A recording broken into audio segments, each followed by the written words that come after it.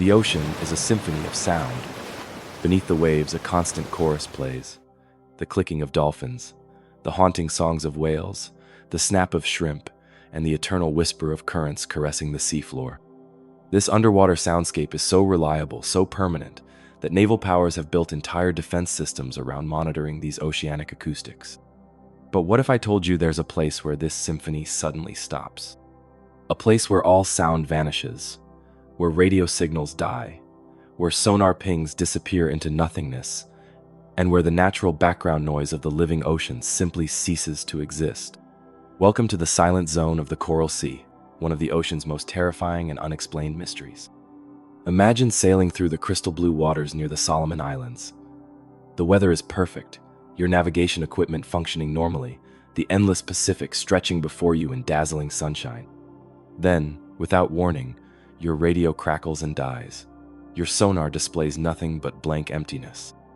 Even the ambient sounds of the ocean, the constant background noise that's so omnipresent sailors rarely notice it consciously, fades to nothing, leaving an eerie, unnatural silence hanging over the water. You've entered the silent zone, and you're now in serious danger. First documented by Australian naval vessels in the 1980s, this mysterious dead zone spans several square miles in a remote region of the Coral Sea. Ships passing through report the same chilling phenomena. All electronic communications fail, navigation systems go haywire, and even simple radio transmissions become impossible. But it's what happens beneath the waves that truly terrifies marine scientists. Divers who have ventured into these waters report an experience that defies explanation. The moment they descend below the surface, they enter a world of absolute perfect silence. No fish calls, no crustacean clicks, no whale songs carried from distant waters. Just a void so complete it creates an almost physical pressure on the eardrums. The silence is so disorienting that experienced divers report immediate confusion, loss of direction, and an overwhelming sense of isolation that borders on panic. Naval reports describe the sensation as floating in a vacuum, an experience unlike any of hundreds of dives conducted in waters around the world. Nothing prepares even the most seasoned divers for the absolute deadness of that place. It feels fundamentally wrong, as if they've entered a realm where humans simply should not be. More disturbing still is what's missing from this region: life itself. In waters that should be teeming with vibrant coral ecosystems and abundant marine creatures, scientific surveys have found an almost sterile environment. Fish avoid the area entirely. Coral formations stop abruptly at the zone's edges, as if something prevents them from growing further. Even migratory species known to cross the Coral Sea appear to alter their routes to circumvent this dead zone, suggesting some form of natural awareness of the danger it presents. But the true terror of the silent zone lies in its growing list of victims. Since its discovery, at least 7 small vessels have disappeared within its boundaries. No distress calls were received, which makes perfect sense given the communication deadening properties of the zone. No debris has ever been recovered. No bodies have ever been found. The ships and their crews simply vanished, as if swallowed by the ocean itself. What could cause such a phenomenon? The theories range from the plausible to the fantastic. Some oceanographers suggest a unique interaction between magnetic anomalies and underwater topography, creating a natural dead zone for sound waves and electromagnetic radiation. The region's seafloor features unusual formations that might somehow absorb or redirect acoustic energy rather than reflecting it, creating a kind of natural anechoic chamber. Others point to possible hydrothermal vents releasing gases that change the water's acoustic properties, while proving toxic to marine life. Certain gases dissolved in water can significantly alter how sound propagates, potentially creating sound shadows where acoustic energy simply cannot travel. These same gases might create an environment hostile to marine organisms, explaining the absence of life. More outlandish explanations include classified military technology gone wrong, an underwater alien base, or even a tear in the fabric of reality itself, a place where the normal laws of physics simply don't apply. While these latter theories live primarily in the realm of conspiracy forums, the complete lack of scientific explanation leaves the door open to even the most fantastical possibilities. Why hasn't this phenomenon been fully investigated? The answer lies in the very nature of the silent zone itself. Any research vessel entering the area would immediately lose contact with the outside world. Their navigation systems would fail, making precise scientific measurements nearly impossible. Emergency communications would be non-existent, meaning any crisis, from equipment failure to medical emergency, could quickly become fatal with no possibility of rescue. Add to these dangers the remote location, hundreds of miles from major ports, and the enormous expense of mounting an expedition that might result in the loss of both valuable scientific equipment and human life, and you can understand why even the most curious oceanographers have kept their distance. From a research perspective, the Silent Zone presents a perfect paradox. To study it properly would require instruments and techniques that would inevitably fail within the zone itself. It's like trying to photograph darkness with a camera that only works in daylight, a fundamental contradiction that has prevented comprehensive scientific investigation. The Australian Navy maintains a simple policy. Vessels are ordered to steer clear of the designated zone, giving it a wide berth. Civilian mariners who know of its existence do the same. But many sailors crossing the vast Pacific remain unaware of this lurking danger, and maritime authorities debate whether wider warnings would be helpful or simply dismissed as nautical superstition.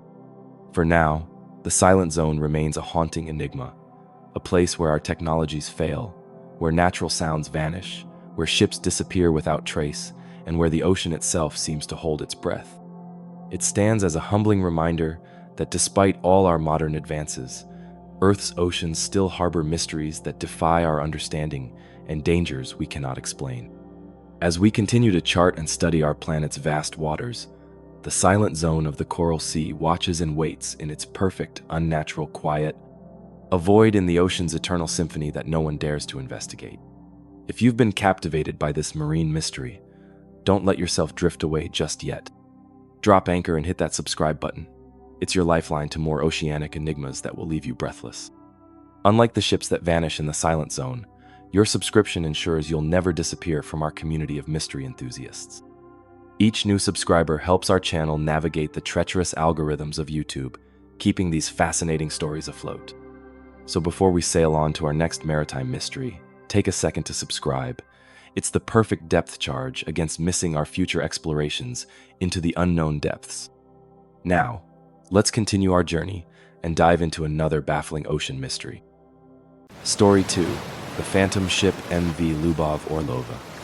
A modern maritime ghost story. There's something profoundly unsettling about a ghost ship, a vessel adrift without crew, silent and empty, yet somehow still alive as it wanders the vast oceans. Throughout maritime history, ghost ships have captured our imagination and sparked tales of supernatural forces at play. The Mary Celeste, the Carol A. During the Bachimo, these legendary vessels vanished only to reappear mysteriously abandoned, their crews never to be seen again. But ghost ships aren't merely relics of a superstitious seafaring past. In our modern age of GPS tracking, satellite monitoring, and constant communication, the ocean still occasionally produces a phantom vessel that defies explanation and eludes capture.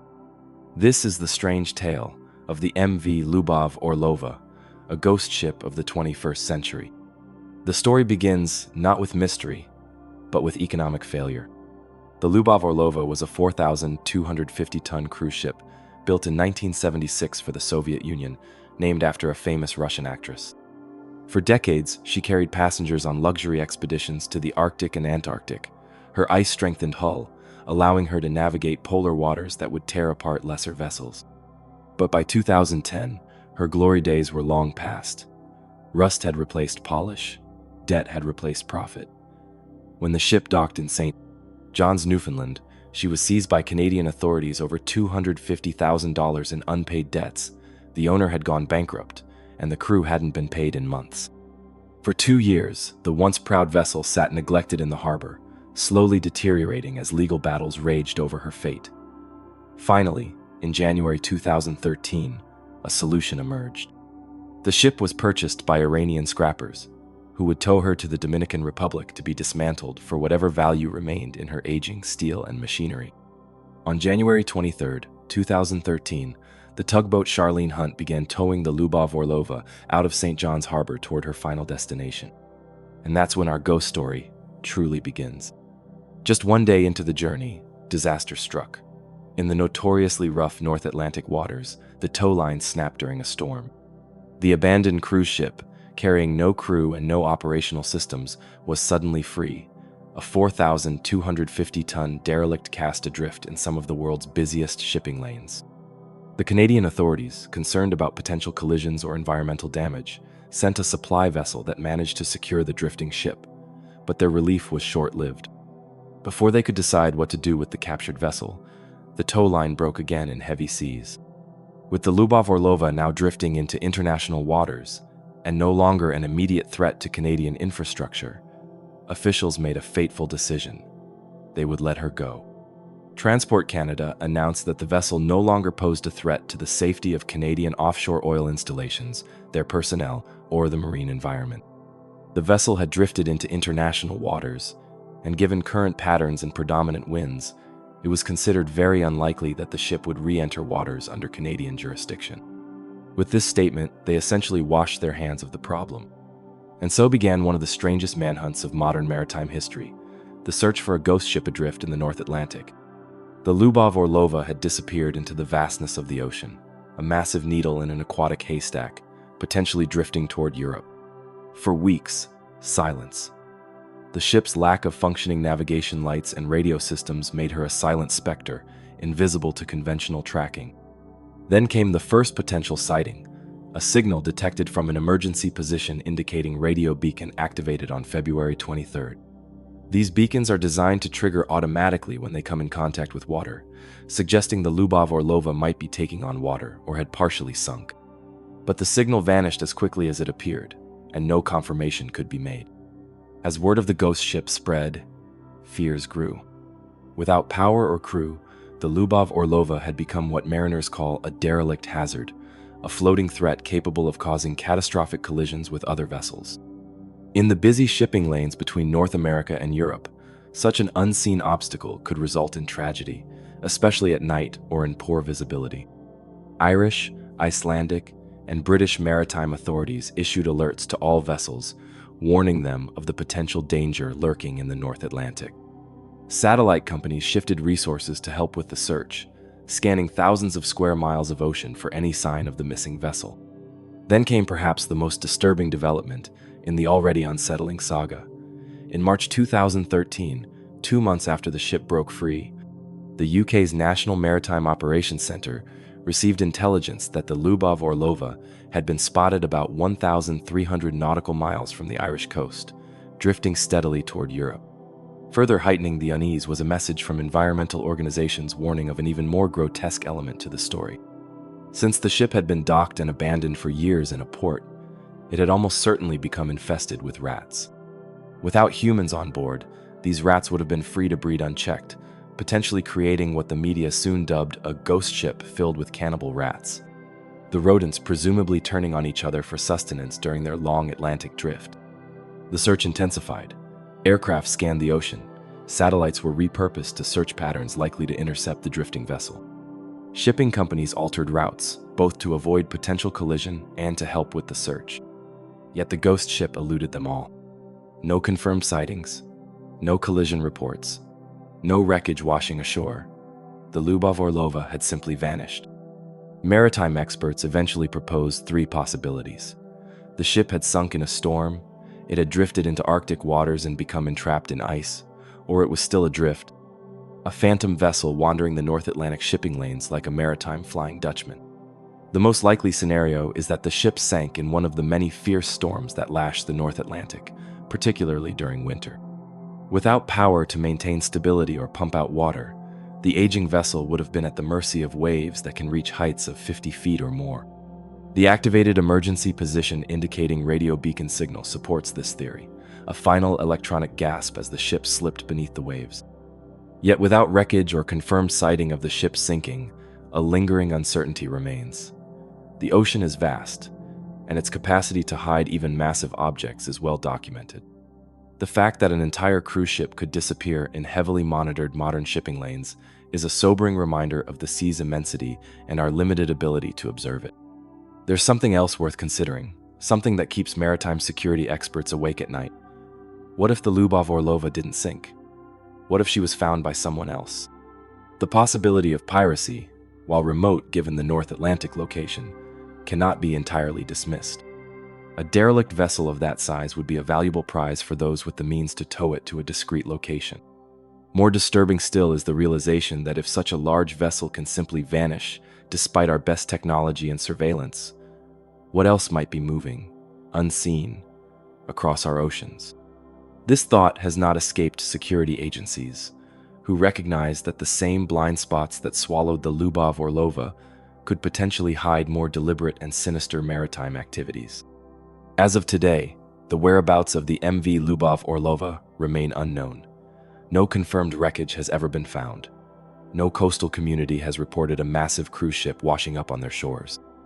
The ship, and whatever secrets it carried, be they simply rats and rusting machinery or something more mysterious, have been reclaimed by the sea. The ghost ship's legacy lives on, however, in changed policies regarding derelict vessels and towing regulations. Maritime authorities now take more decisive action when ships threaten to become abandoned at sea, recognizing the significant hazards such floating derelicts pose. For those who sail the North Atlantic, particularly in the lonely stretches far from shipping lanes, a lingering question remains: is she still out there? Could the Lyubov Orlova, rusty and ghost-like, still be drifting silently through fog banks and storm systems, a maritime phantom from another era? Perhaps trapped in Arctic ice, preserved like a shipwreck in amber, waiting for the accelerating polar melt to free her for another ghostly journey? The sea keeps her secrets well, and the true fate of the MV Lyubov Orlova may remain one of those secrets forever, a modern ghost story written not in ancient sailing ships and superstitious crews, but in steel, satellite images, and international maritime alerts. A reminder that even in our age of global tracking and instant communication, the ocean remains vast enough to swallow entire ships without a trace, leaving behind nothing but questions and the unsettling possibility that somewhere out there, a ghost ship still sails. Story 3. Vanishing Lights of the Sargasso Sea, the ocean's ghostly lanterns. The ocean has always been a realm of mystery, a vast blue wilderness where the boundary between reality and legend blurs with the horizon. But even among the many enigmas of the sea, there are some that stand apart, phenomena so strange, so consistently reported, yet so resistant to explanation, that they take on an almost mythical quality. Such is the case with the vanishing lights of the Sargasso Sea. Imagine sailing through one of the most peculiar regions of the Atlantic Ocean, a massive, roughly oval-shaped area of calm water bounded by 4 major ocean currents: the Gulf Stream to the west, the North Atlantic Current to the north, the Canary Current to the east, and the North Atlantic Equatorial Current to the south. This is the Sargasso Sea, the only sea in the world without a land boundary, a place defined not by shores but by the great oceanic rivers that encircle it. The Sargasso earns its name from the distinctive sargassum seaweed that accumulates in its relatively gentle waters, massive floating mats of yellowish-brown vegetation that can stretch for miles. These tangled forests create a unique ecosystem supporting specialized marine life found nowhere else on Earth. It's a strange, sometimes unsettling seascape, more reminiscent of a flooded forest than the open ocean most sailors expect. But it's what happens beneath these weedy waters after dark that has puzzled and terrified mariners for centuries. Since at least the early 19th century, ships crossing the Sargasso have reported seeing mysterious lights moving beneath the waves. Unlike the familiar phenomenon of bioluminescent plankton, which creates a diffuse, often blue-green glow when disturbed by a ship's passage, these lights are different. They appear as distinct, organized formations, clusters of white, yellow, or sometimes reddish lights that move with apparent purpose and intelligence. Maritime records from this period contain numerous accounts of these unusual illuminations. In 1843, the log of the British merchant vessel Gladstone described lights resembling lanterns beneath the water, not the random illumination of sea creatures, but steady lights arranged in patterns that suggested design. They reportedly followed the vessel for nearly an hour, moving at a depth estimated at 30 fathoms, maintaining perfect formation regardless of the ship's speed or course adjustments. Similar accounts appear with remarkable consistency through naval records of the 19th and early 20th centuries. In 1891, a United States Navy vessel documented submarine lights moving in geometric patterns that paced the ship for over 3 hours. When depth charges were deployed, the lights reportedly dispersed momentarily before reforming in identical arrangements once the disturbance had passed. Perhaps most disturbing are the reports describing the lights' behavior when ships founder in the region. In 1938, the freighter SS Caledonia suffered catastrophic engine failure in the heart of the Sargasso. As the crew worked desperately to make repairs, they reported that the sea beneath them came alive with lights that circled the stricken vessel like sharks around bleeding prey. The Caledonia's radio operator sent several increasingly panicked messages describing the phenomenon before contact was lost. When a rescue vessel reached the reported coordinates 3 days later, no trace of the Caledonia was found. Modern sightings continue despite advances in marine science and technology. In 1997, the research vessel Oceanographer, equipped with sophisticated underwater imaging systems, detected what was described as organized bioluminescence, inconsistent with known marine species. Their cameras captured distant footage of light formations moving at depths of approximately 300 feet, but attempts to approach the phenomenon resulted in the lights dimming and retreating beyond visual range. As recently as 2018, the crew of a private yacht crossing from Bermuda to the Azores reported being escorted by underwater lights for nearly 45 minutes. Their description echoes those from centuries earlier. Lights that weren't random flashes like normal bioluminescence, but moved together in patterns, like a squadron of underwater aircraft. When the yacht changed course, the lights adjusted to stay with the vessel. So what exactly are these mysterious illuminations? The theories range from the scientifically plausible to the fantastically bizarre. The most conventional explanation suggests the lights are caused by unusual concentrations of bioluminescent organisms, perhaps a species of squid, jellyfish, or fish that exhibits coordinated group behavior. The Sargasso's unique ecosystem might support specialized deep-dwelling creatures that have evolved complex light-producing capabilities beyond those documented in other ocean regions. More speculative theories point to geological phenomena. Could underwater volcanic vents or methane seeps be creating electrical discharges or combustible gas bubbles that manifest as moving lights? While this might explain stationary light sources, it fails to account for the lights' apparently intelligent movement and their tendency to follow ships. Then there are the truly outlandish explanations. The Sargasso has long featured in maritime folklore as a place of mystery and potential supernatural activity. Early sailors believed it was a graveyard for ships, where vessels trapped by the surrounding currents and dense seaweed were doomed to drift eternally. Could the lights be some manifestation of this nautical purgatory, the souls of lost sailors perhaps, or the ghostly illumination of phantom ships beneath the waves? Others point to the Sargasso's proximity to the Bermuda Triangle and suggest the lights might be related to whatever forces are purported to cause the disappearances associated with that infamous region. Might they be manifestations of electromagnetic anomalies, temporary rifts in spacetime, or evidence of underwater bases operated by non-human intelligences? While such exotic explanations might seem absurd in scientific contexts, the consistent reports of purposeful movement and apparent reaction to human vessels give even skeptical researchers pause. The lights don't behave like any known natural phenomenon, yet they've been reported with remarkable consistency by credible witnesses for over 2 centuries. What makes the vanishing lights of the Sargasso Sea particularly intriguing is how difficult they are to study. The Sargasso is a challenging environment for research under the best circumstances. The floating sargassum creates hazards for vessels, tangling propellers, clogging water intakes, and making conventional oceanographic sampling difficult. Submersibles risk entanglement in the dense weed mats, and the region's isolation from major ports makes extended research expeditions logistically complex and expensive. Add to these practical challenges the elusive nature of the lights themselves, which tend to retreat from close observation and appear unpredictably, and you have a phenomenon seemingly designed to resist scientific investigation. The scientific community has developed something of a blind spot regarding these phenomena. There's a reluctance to pursue investigations that might sound outlandish, creating the risk that potentially significant discoveries are being missed. The lights, whatever they are, could represent an unknown biological process, geological mechanism, or perhaps something even more profound.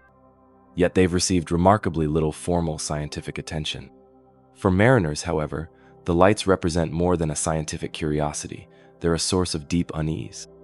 Sailors report the disorientation that comes from watching the formations move beneath their vessels, of compasses spinning erratically when the lights appear, of electronic equipment failing temporarily during encounters.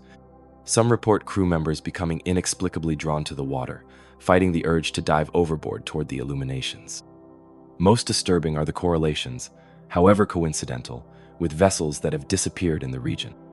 Maritime records show an unusually high number of missing ships in the Sargasso compared to other ocean areas with similar traffic density. While most can likely be attributed to storms, navigational errors, or the region's notoriously tricky currents, the pattern has fueled speculation about the light's potential role in these disappearances. Could they be luring ships to their doom, like the mythical sirens of ancient legend? Or are they simply an unusual natural phenomenon that happens to occur in waters that are dangerous for other, more mundane reasons? For now, the vanishing lights of the Sargasso Sea remain one of the ocean's most enduring enigmas, consistently reported yet stubbornly unexplained, a phenomenon that bridges the gap between scientific mystery and maritime folklore. They remind us that for all our sonar, satellites, and submersibles, the sea still harbors secrets that slip through the nets of our understanding. The next time you find yourself on a vessel crossing that strange, seaweed-choked region in the heart of the Atlantic, you might spare a thought for what might lie beneath the weedy surface. And if by chance you notice lights moving in formation in the depths below, lights that seem to follow your course with too much precision to be random bioluminescence, you'll have encountered one of the ocean's most haunting mysteries. Just don't follow them too closely. According to sailors' lore, those who pursue the vanishing lights tend to vanish themselves, becoming part of the eternal mystery of the Sargasso Sea. Story 4. Collapse of the Kolbeinsey Ridge, the abyss that swallowed itself. Beneath the frigid waters north of Iceland lies a scar on the ocean floor, a massive jagged wound in the submarine landscape where something catastrophic occurred. Something that science still struggles to fully explain. This is the site of one of the most dramatic and mysterious geological events in recent maritime history, the sudden violent collapse of the Kolbeinsey Ridge. The ridge itself is part of the Mid-Atlantic Ridge System, a vast underwater mountain range that marks the boundary between tectonic plates. It's a place where new oceanic crust is born, where molten rock from the Earth's mantle rises to create new seafloor in a process called seafloor spreading. These boundaries are geologically active by nature, with frequent small earthquakes and occasional volcanic eruptions. But what happened at Kolbeinsey in the 1990s defied all expectations and predictions. It began with tremors, not unusual for a mid-ocean ridge. Seismic monitoring stations in Iceland detected a series of small earthquakes near the ridge in early November 1999. Initially, this raised no alarms. Such seismic swarms are common at plate boundaries. But over the course of 3 days, the pattern changed. The quakes grew stronger, more frequent, more concentrated.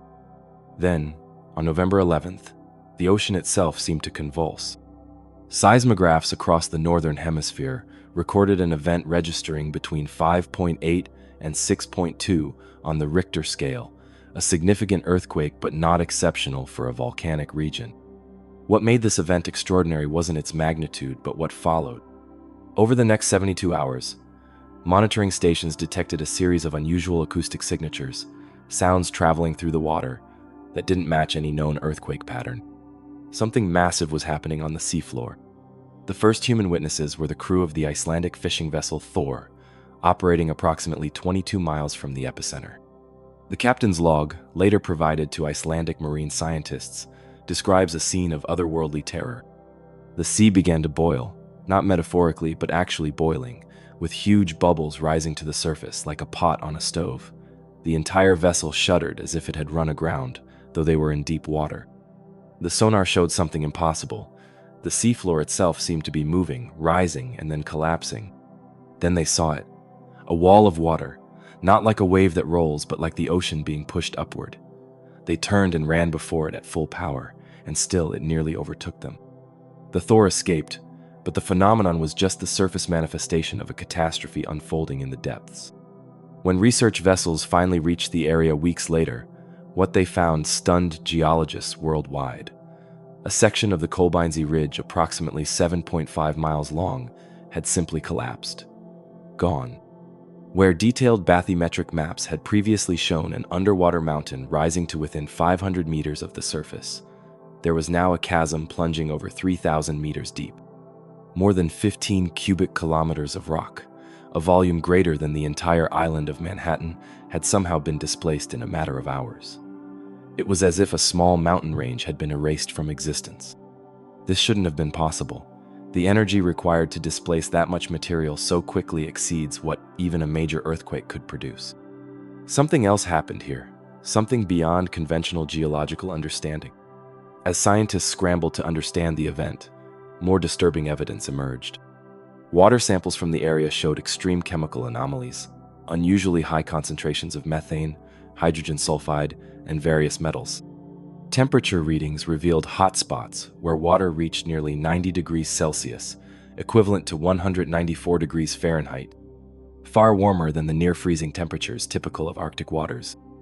Most alarmingly, sonar surveys revealed that the seafloor in the area was still unstable. Where the ridge had once stood, the new abyss wasn't static. It was changing shape, with sections rising and falling by several meters over periods of days or weeks. The ridge hadn't simply collapsed, it was continuing to collapse, an ongoing process of destruction that defied conventional geological understanding. So what exactly happened beneath those cold Arctic waters? Over 2 decades later, scientists still debate the full explanation, but several theories have emerged. The most widely accepted explanation centers on what geologists call a catastrophic methane release event. The theory suggests that vast deposits of methane hydrate, a form of methane gas trapped within a crystal structure of water ice, had accumulated beneath the ridge over thousands of years. These deposits remained stable as long as they stayed under pressure and at low temperatures. Something, perhaps a small volcanic eruption or seismic event, created a crack in the caprock sealing these deposits. As some methane escaped, it expanded and warmed surrounding hydrates, triggering a cascading release.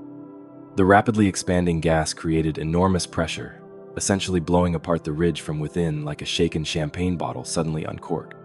This would be comparable to a submarine landslide, but powered by explosive gas expansion. The initial breach would create a chain reaction that fed on itself, growing exponentially until a significant portion of the ridge was simply blown apart. This theory accounts for the boiling sea witnessed by the Thor's crew. What they saw were likely massive methane bubbles reaching the surface, possibly ignited by friction, to create the brightness described in their account. However, the methane release theory doesn't fully explain all observations. The sheer scale of the collapse suggests forces beyond even a major gas blowout. This has led some researchers to propose more exotic explanations. Some have suggested that the event might have been triggered by what could be termed a magmatic diapir failure. Essentially, a massive bubble of magma rose rapidly beneath the ridge, temporarily lifting it before suddenly draining away, causing catastrophic subsidence. Others point to possible military activity in the region. The area between Iceland and Greenland was a hotspot of submarine activity during the Cold War, with both NATO and Soviet vessels conducting regular operations there.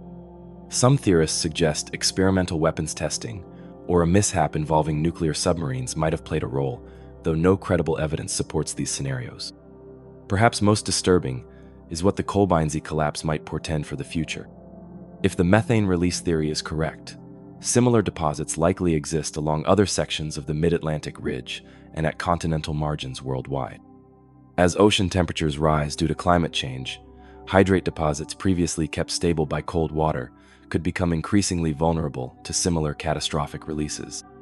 The Kolbeinsey event might have been a preview of events to come. We know there are massive methane hydrate deposits off continental shelves around the world. If what happened at Kolbeinsey could happen elsewhere, on an even larger scale, the implications are deeply concerning. Methane is a potent greenhouse gas, and large-scale releases could accelerate global warming. More immediately concerning, such events near populated coastal areas could trigger tsunamis or create navigation hazards for shipping. The danger isn't merely theoretical. In the decades since the Kolbeinsey event, oceanographic surveys have identified several underwater structures with similar characteristics. Underwater ridges with evidence of methane hydrate deposits sealed beneath relatively thin cap rock. These potential disaster zones remain largely unmonitored and unpredictable. For all we've learned about the Kolbeinsey collapse, the site itself remains too dangerous for comprehensive study. Submersibles sent to investigate have encountered extreme currents, unpredictable temperature variations, and continuing instability in the seafloor. One unmanned research vehicle was lost entirely in 2005 when a secondary collapse occurred during its survey mission. The few images we have from the collapse zone reveal an alien landscape, a chaotic jumble of massive rock formations, bizarre chemical deposits that look like underwater chimneys belching cloudy water, and unusual life forms thriving in this disturbed environment. It's as if the collapse tore open a window into the Earth's interior, creating conditions more reminiscent of deep-sea hydrothermal vents than typical Arctic waters. Strangest of all are the continuing acoustic anomalies from the region. Hydrophones placed near the site pick up what researchers describe as groaning or breathing sounds. Low-frequency vibrations that occur in patterns too regular to be random, but too varied to be easily explained by known geological processes. It's as if the ridge is still settling, or perhaps what we're hearing is the aftermath, gas still escaping, new fissures opening, the Earth adjusting to what happened. Some of these sounds don't match anything in geological sound libraries, creating yet another layer of mystery. The Kolbeinsey Ridge collapse stands as a stark reminder of how little we truly understand about the dynamic processes shaping our planet's seafloor. It was an event that shouldn't have been possible according to our understanding of marine geology, yet it happened, witnessed by credible observers and documented by scientific instruments. What other forces might be lurking beneath the waves, waiting for the right trigger to unleash similar catastrophes? How many other impossible events might be brewing in the ocean depths, beyond our monitoring capabilities and outside our theoretical frameworks? The collapse zone remains a forbidden zone for shipping, marked on maritime charts with the stark warning: seafloor instability, extreme danger, no anchorage, avoid area. Few would challenge this assessment. The site of the Kolbeinsey collapse has become a place mariners speak of in hushed tones, a place where the solid ground beneath the ocean proved to be neither solid nor permanent, but ephemeral and deadly. For scientists, the site represents both a fascinating natural laboratory and a sobering challenge to our understanding. For the rest of us, it serves as a humbling reminder that even in our age of satellites and sensors, the ocean depths still harbor secrets and dangers beyond our comprehension, places where the very foundation of the Earth can disappear overnight, swallowed by forces we can barely begin to understand. Story 5. Lost Submersible of the Kerguelen Plateau. Vanished in the Shadow Deep. The vast southern ocean surrounding Antarctica is perhaps the most isolated and hostile marine environment on our planet. Lashed by ceaseless storms, frigid waters, and monstrous waves known as the Roaring Forties, Furious Fifties, and Screaming Sixties, named for their latitudes, it's a place where humans venture only with the most advanced technology and comprehensive precautions. Yet even in this age of titanium hulls and satellite tracking, the Southern Ocean occasionally reminds us of our vulnerability by claiming vessels and crews without warning, without witness, and most disturbingly, without explanation. Such is the case of the research submersible Archimede II, which vanished without a trace during a 1978 expedition to the Kerguelen Plateau, taking with it 4 crew members and a mystery that remains unsolved to this day. The story begins with scientific ambition. By the late 1970s, marine biologists were just beginning to understand the extraordinary ecosystems surrounding deep-sea hydrothermal vents, underwater hot springs that support bizarre life forms through chemosynthesis rather than photosynthesis. The 1977 discovery of such vents near the Galapagos Islands had revolutionized our understanding of where and how life could exist, prompting a global race to locate and study similar systems in other ocean regions.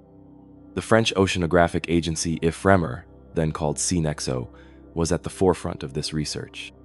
They had identified the Kerguelen Plateau, a massive submarine formation in the southern Indian Ocean, as a likely location for undiscovered hydrothermal vent systems. This enormous underwater plateau, nearly 3 times the size of Japan, rises approximately 3,000 meters above the surrounding seafloor but remains entirely submerged. In September 1978, the research vessel Marion Dufresne departed from Reunion Island, carrying a specialized deep-sea submersible, the Archimede II.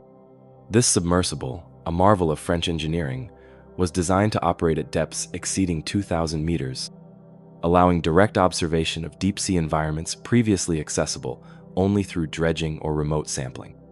The four-person crew of the Archimede II consisted of pilot Jacques Renard, co-pilot Philippe Cabon, and researchers Dr. Marie Fournier and Dr. Anton Levy. All were experienced oceanographers with multiple deep-sea dives on their resumes, though none had previously explored the particularly challenging environment of the Kerguelen Plateau. After 3 weeks of preliminary surveys using sonar and water sampling, the Marion Dufresne identified a promising location on the eastern slope of the plateau. Readings showed temperature anomalies and chemical signatures consistent with hydrothermal activity at a depth of approximately 2,100 meters. On October 11, 1978, the Archimede II was prepared for its descent. Weather conditions were classified as manageable in the ship's log, which in the Southern Ocean means waves of only 3 to 4 meters and winds below 40 knots. The submersible was successfully deployed at 0740 hours, with a planned mission duration of 8 hours to locate, photograph, and sample the suspected vent system. For the first 2 hours, communication proceeded normally. The Archimede II reported a successful descent and began its survey pattern, transmitting basic telemetry data and occasional voice communications.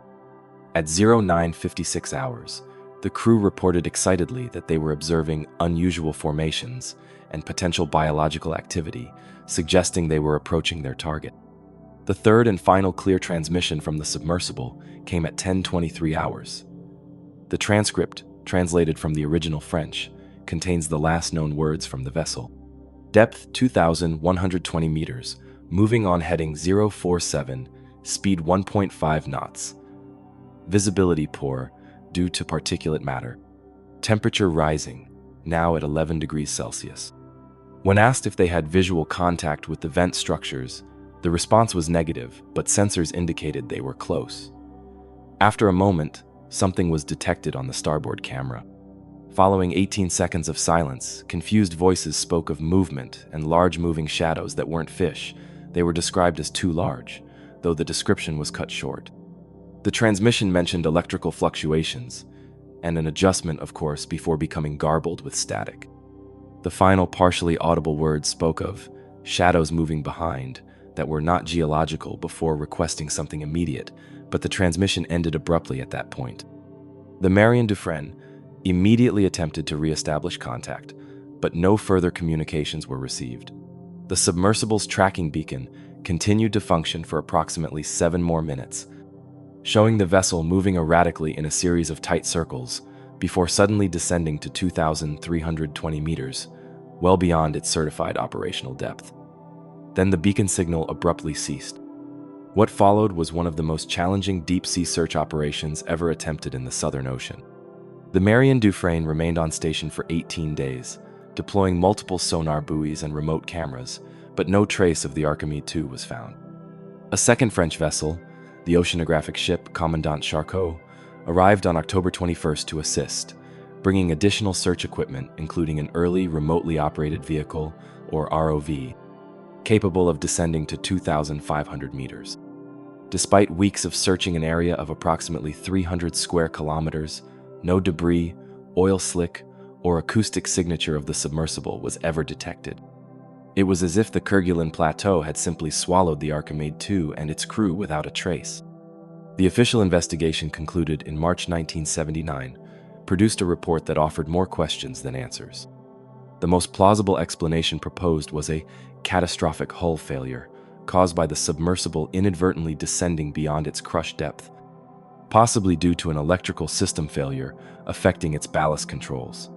Yet this theory fails to explain the erratic movement pattern before the final descent, or the complete absence of debris.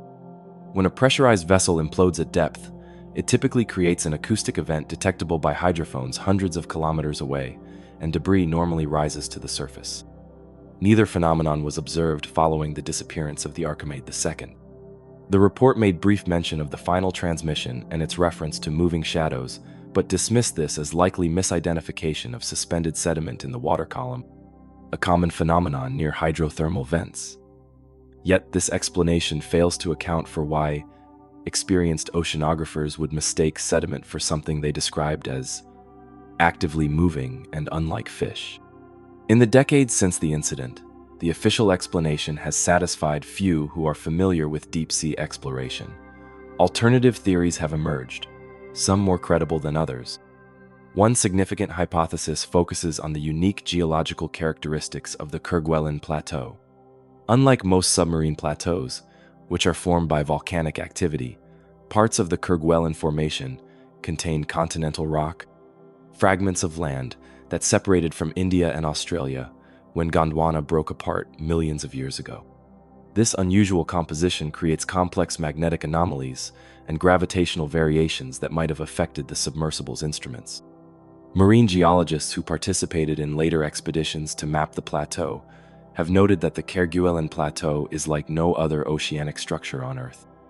Magnetic variations that would cause a compass to spin 180 degrees within a horizontal distance of less than 50 meters have been recorded. If the Archimede II encountered such an anomaly, it could have compromised their navigation systems, causing spatial disorientation. A more controversial theory emerged in the mid-1990s from retired French naval sources claiming that the Archimede II had encountered non-conventional biological entities in the deep waters of the non-conventional biological entities plateau. These sources suggested that the moving shadows mentioned in the final transmission were enormous unclassified marine organisms that either deliberately or accidentally damaged the submersible. While these claims were dismissed by the scientific establishment, they gained traction in certain circles due to the Kerguelen Plateau's reputation as one of the most poorly studied major oceanic features. The region's isolation and hostile conditions have limited comprehensive exploration, meaning our knowledge of what might inhabit its depths remains incomplete. Adding to the mystery are anecdotal reports from commercial fishing vessels that operate in the shallower waters of the plateau, targeting Patagonian toothfish. Several captains have reported unusual sonar contacts at depth, large objects moving against prevailing currents at speeds inconsistent with known marine mammals or currents. One incident in 2002, documented in the logbook of the Australian fishing vessel Southern Champion, described a sonar contact estimated at 25 to 30 meters in length that moved vertically through the water column at a rate that exceeded 10 knots before disappearing. The deep Southern Ocean remains one of the least explored environments on our planet. The discovery of the colossal squid in these same waters demonstrates that large, previously unknown organisms can remain undetected by science until relatively recently. Something of the size and mobility suggested in some of these accounts would represent a revolutionary discovery. Perhaps the most disturbing aspect of the Archimede II case is how little follow-up investigation has occurred. Despite the complete loss of a state-of-the-art submersible and 4 lives, no research vessel has made a dedicated attempt to return to the exact coordinates of the disappearance with modern technology capable of conducting a thorough search at depth. When asked why, oceanographers cite the same factors that make the Kerguelen Plateau one of the most formidable environments on Earth. Located approximately 3,000 kilometers from the nearest continental landmass, the plateau sits in waters notorious for what sailors call the liquid Himalayas, massive waves that can reach heights exceeding 20 meters during storms. These conditions make deploying delicate equipment like ROVs or autonomous underwater vehicles extremely challenging. Operating at 2,000 plus meters in the calm waters off Bermuda is one thing. Doing it in the Southern Ocean, where you might have 15-meter waves slamming your research vessel while trying to maintain position over your ROV, is entirely different. The logistical challenges and risks are enormous, and that's before considering the extreme costs involved. Indeed, a comprehensive modern search operation at the Archimede II's last known location would likely cost tens of millions of dollars and require specialized vessels and equipment that are in high demand for other scientific missions. Without compelling evidence suggesting the possibility of surviving crew members, an impossibility after 4 decades, such an expedition has remained a low priority. And so the Archimede II remains where it vanished, somewhere in the dark waters covering the Kerguelen Plateau. Its exact fate unknown, its final moments recorded only in that cryptic, interrupted transmission about moving shadows that continues to haunt those familiar with the case.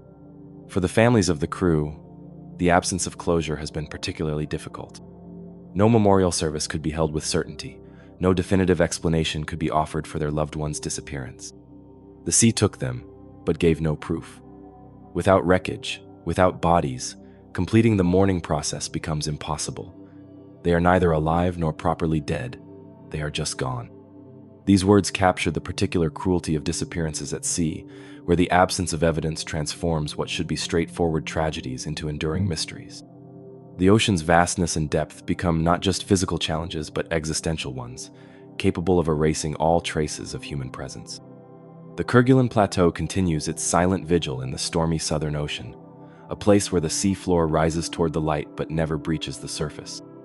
Somewhere on its slopes or in its canyons, the remains of the Archimede II presumably rest, still holding whatever secrets led to its disappearance. The final moments of 4 explorers who ventured into one of Earth's last truly wild frontiers and never returned to tell what they discovered in the deep. Story 6. Phantom Currents of the Agulhas Bank. The ocean's deadly undertow. The sea has always been a realm of contradictions, beautiful yet merciless, well-charted yet mysterious, predictable in its tides and seasons, yet capable of unleashing chaos without warning. Nowhere is this dual nature more evident than in the phenomenon known as the phantom currents of the Agulhas Bank. Off the southern coast of South Africa, where the warm Indian Ocean meets the cold Atlantic, lies a relatively shallow underwater plateau known as the Agulhas Bank. By the standards of oceanography, this should be one of the most thoroughly understood marine environments on Earth. It's close to shore, extensively fished, and has been traversed by shipping for centuries. Its currents and contours have been measured, mapped, and modeled with state-of-the-art technology. Yet something happens here that defies explanation, something that has claimed dozens of vessels and hundreds of lives throughout the 20th and 21st centuries. Something that continues to baffle maritime experts and oceanographers, even as it strikes with deadly regularity. The local fishermen call them the grabbing waters.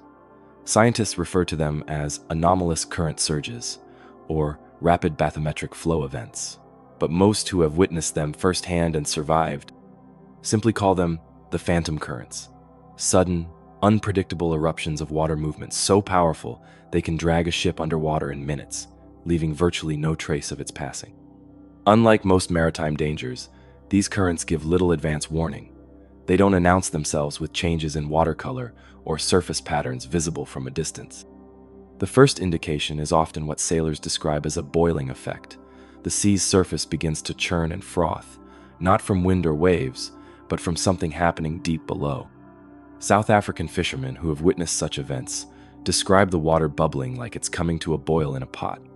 Vessels begin spinning, even with engines at full power trying to maintain position. The stern dips suddenly, as if something is pulling down from below. Some manage to break free by dumping their catch in nets.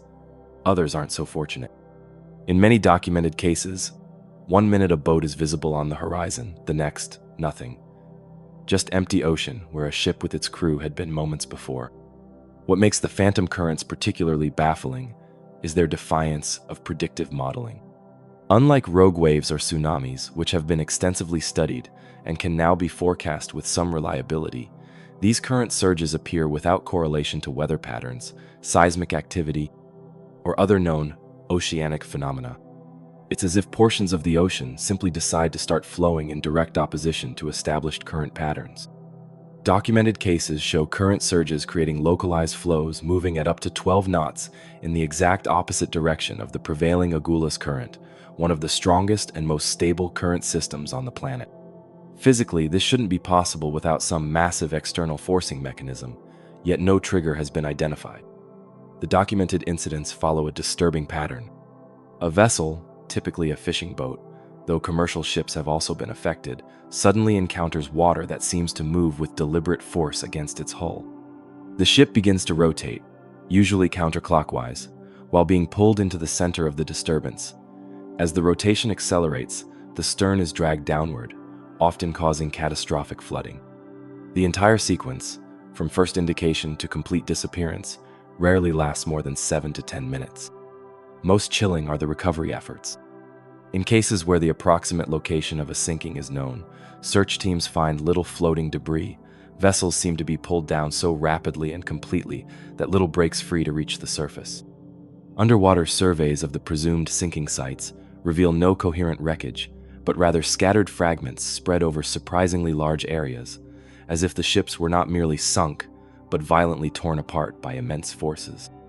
The phenomenon first received scientific attention in the mid-20th century, though fishing communities along the South African coast have oral histories describing similar events dating back generations. The earliest well-documented case in modern records occurred in 1942, when the coastal freighter MV Malacca vanished during clear weather while traversing the Agulhas Bank. The ship's last radio message reported unusual water conditions and extreme difficulty maintaining course before communications abruptly ceased. Since then, approximately 30 confirmed disappearances have been attributed to these current anomalies, with the most recent occurring in 2019, when the fishing vessel Cape Promise disappeared with all hands during perfectly clear weather. Dozens more incidents have been reported where vessels encountered the beginnings of such current surges but managed to escape. What could possibly cause such localized yet immensely powerful disturbances? The theories range from the plausible to the fantastic, yet none fully explains all observed characteristics of the phenomenon. The most mainstream scientific explanation focuses on a combination of the region's unique underwater topography and the clash between the warm Agulhas current and colder Atlantic waters. The Agulhas Bank features numerous underwater canyons, abrupt drop-offs, and unusual formations that could potentially channel water flow in unexpected ways. Under certain conditions, these topographical features might create something akin to underwater tornadoes. The temperature differential between water masses provides the energy, while the seafloor shape creates the initial rotation. Once established, such a vortex could theoretically sustain itself briefly while creating the surface effects observed. Yet this explanation has significant weaknesses. Computer models have failed to reproduce current formations with sufficient power to drag down vessels of substantial size. Moreover, similar temperature boundaries and underwater features exist in many oceanic regions worldwide, yet the Agulhas Bank phenomenon remains uniquely dangerous. Other researchers point to potential geological factors. The African continental shelf in this region contains numerous methane hydrate deposits, essentially methane gas trapped in ice-like crystals within the seafloor sediment. Should these deposits suddenly destabilize and release their gas, they could potentially create massive bubbling effects and reduce water density enough to affect buoyancy. The methane hypothesis accounts for the boiling appearance witnesses describe. It also explains why ships sink so rapidly and completely. If the water is sufficiently aerated by gas bubbles, it loses much of its buoyancy. However, it doesn't explain the rotational pattern consistently reported, nor the extreme lateral force described by survivors. More controversial explanations venture into the realm of advanced fluid dynamics and exotic physics. Some researchers have proposed that the Agulhas Bank might be one of several locations worldwide where oceanic conditions can spontaneously generate what fluid dynamicists call hyperbolic vortices, mathematically complex flow patterns that behave differently from conventional whirlpools or currents. In theory, such structures could create localized regions where water moves with unusual force and coherence. The mathematics suggest they would form, intensify rapidly, and then collapse, matching the temporary nature of the observed events. But we're still at the stage of theoretical modeling rather than field confirmation. Perhaps most unsettling are the patterns that emerge when mapping incident locations over time. Rather than random distribution across the Agulhas Bank, the events appear to follow distinct tracks, almost like underwater highways that shift slightly year by year. This spatial organization suggests not a random phenomenon, but something with underlying structure and potentially predictable behavior, if only we could decipher its rules. For captains operating vessels in these waters, theoretical explanations offer little comfort. The South African Maritime Safety Authority has attempted to compile guidance for ships traversing the region, but practical advice remains limited when facing a phenomenon that appears without warning and defies prediction. There's no reliable way to anticipate these events with current technology. The best advice is to monitor for any sudden unexplained changes in water behavior, particularly circular motion or bubbling effects, and immediately move at maximum speed perpendicular to the disturbance. But even this is guesswork. Some vessels directly adjacent to incidents report no unusual conditions at all until the affected ship is already in trouble. The difficulty in studying the phantom currents lies not just in their unpredictability, but in the extreme danger they pose to research vessels. Deploying measuring equipment in an active current surge would provide invaluable data, but likely at the cost of the instruments and potentially the research vessel itself. Remote sensing has limitations in capturing the complex three-dimensional water movements involved, and satellite imagery rarely coincides with events due to their brief duration. Proposals for a network of anchored automated sensor buoys across the highest risk areas of the Agulhas Bank have been developed. These would continuously measure current speed, direction, water temperature, and other parameters, potentially capturing data during an actual event. If we could record the formation, peak, and dissolution of just one major current surge, it would revolutionize our understanding. But such projects require significant funding that has been difficult to secure. There's a catch-22 in researching this phenomenon, because it can't be explained scientifically with confidence. It's often dismissed as exaggerated sailor stories, rather than a legitimate oceanographic mystery deserving serious study. For the fishing communities along South Africa's coast, however, there's nothing theoretical about the danger. Families have lost fathers, sons, and brothers to these mysterious waters. Vessels worth millions have vanished without trace. And with each passing year, the phantom currents claim new victims while releasing none of their secrets. The sea takes what it wants. Sometimes it shows why, with a big storm or a massive wave you can see coming. But these currents are like the ocean reaching up and pulling vessels down when they least expect it. No warning, no reason, just gone.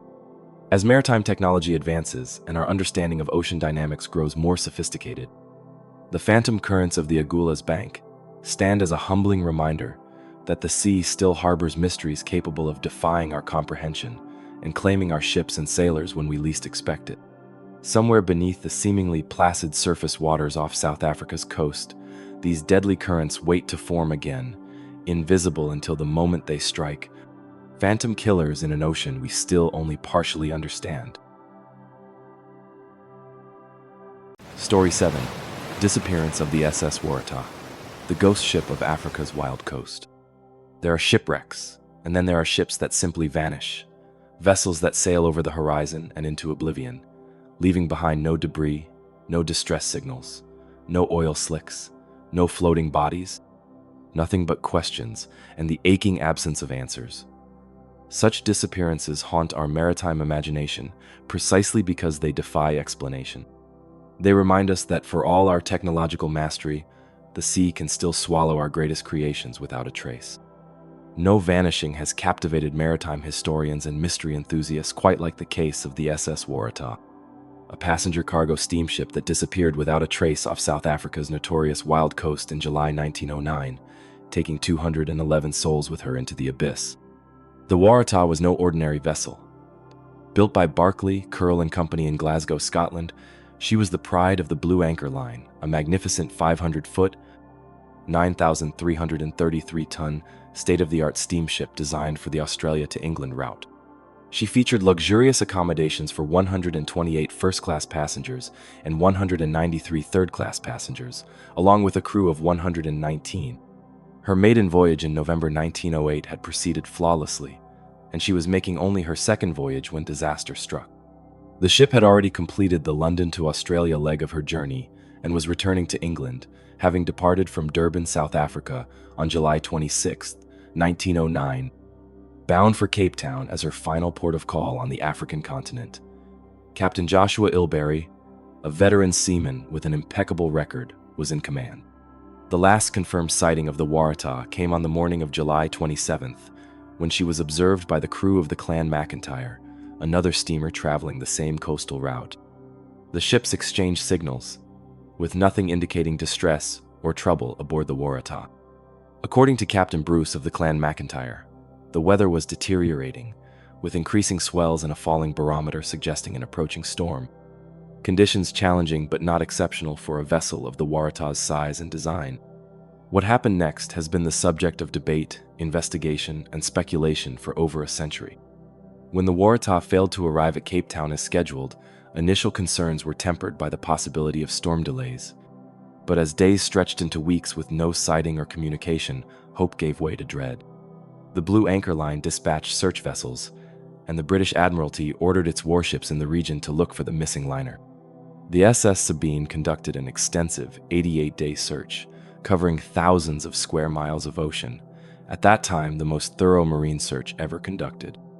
They found nothing. No wreckage, no bodies, no life buoys, no cargo, not a single trace of a massive ship and the 211 people aboard her. The Waratah had vanished as completely as if she had sailed off the edge of the world. The official inquiry that followed in December 1910 could reach no definitive conclusion about the ship's fate. The court found that the Waratah was unseaworthy in no respect when she left Durban and that her cargo had been properly stowed. With no physical evidence and no survivors, the inquiry was forced to speculate. Their verdict? Lost at sea, perhaps the most hollowly inadequate explanation for one of the most complete disappearances in maritime history. Yet, in the absence of evidence, theories flourished. And the Waratah had no shortage of unusual circumstances surrounding her brief career, details that fueled speculation then and continue to intrigue investigators today. Perhaps most unsettling were the concerns about the ship's stability voiced by a passenger named Claude Sawyer, an experienced engineer who had traveled aboard the Waratah on her outbound journey from London to Australia, but disembarked in Durban, refusing to continue the voyage.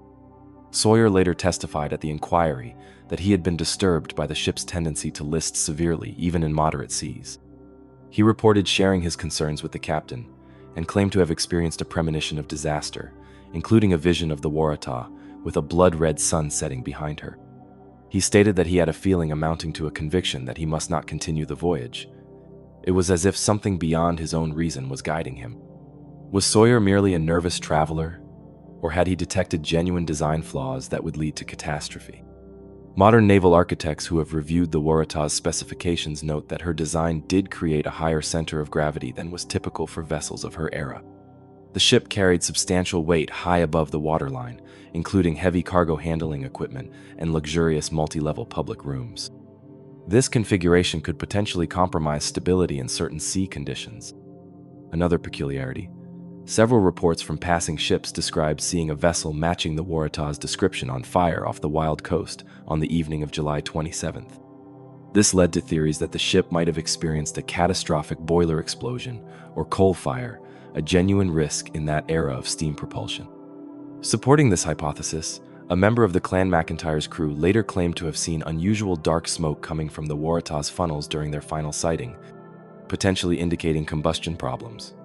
However, this detail was not mentioned in the original report and emerged only after the Waratah's disappearance became news. Then there's the matter of the wild coast itself, one of the most treacherous stretches of ocean on Earth. The region earned its name honestly. This 250-mile section of the South African coast, where the warm Agulhas current meets colder waters, creates a nautical nightmare of conflicting currents, unpredictable weather, and submarine topography that can transform ordinary waves into monsters. The wild coast creates a perfect storm of maritime hazards. The continental shelf drops away sharply very close to shore, allowing the Agulhas current to flow powerfully along the coast. When strong winds blow against this current, they can generate rogue waves of tremendous height and power. These are not merely big waves, they're hydrodynamic anomalies capable of overwhelming even large, well-designed vessels. The most dramatic theory involves this very phenomenon. Oceanographers have documented that under specific conditions, the wild coast can produce rogue waves exceeding 70 feet in height, walls of water that rise suddenly and without warning. Such waves, now known to be more common than previously thought, could conceivably have struck the Waratah broadside, capsizing her instantly. If a rogue wave caught the Waratah at the wrong angle, she could have rolled over and sunk in minutes. With cold water temperatures and the speed of such a catastrophic sinking, there might have been no time to launch lifeboats or even send distress signals.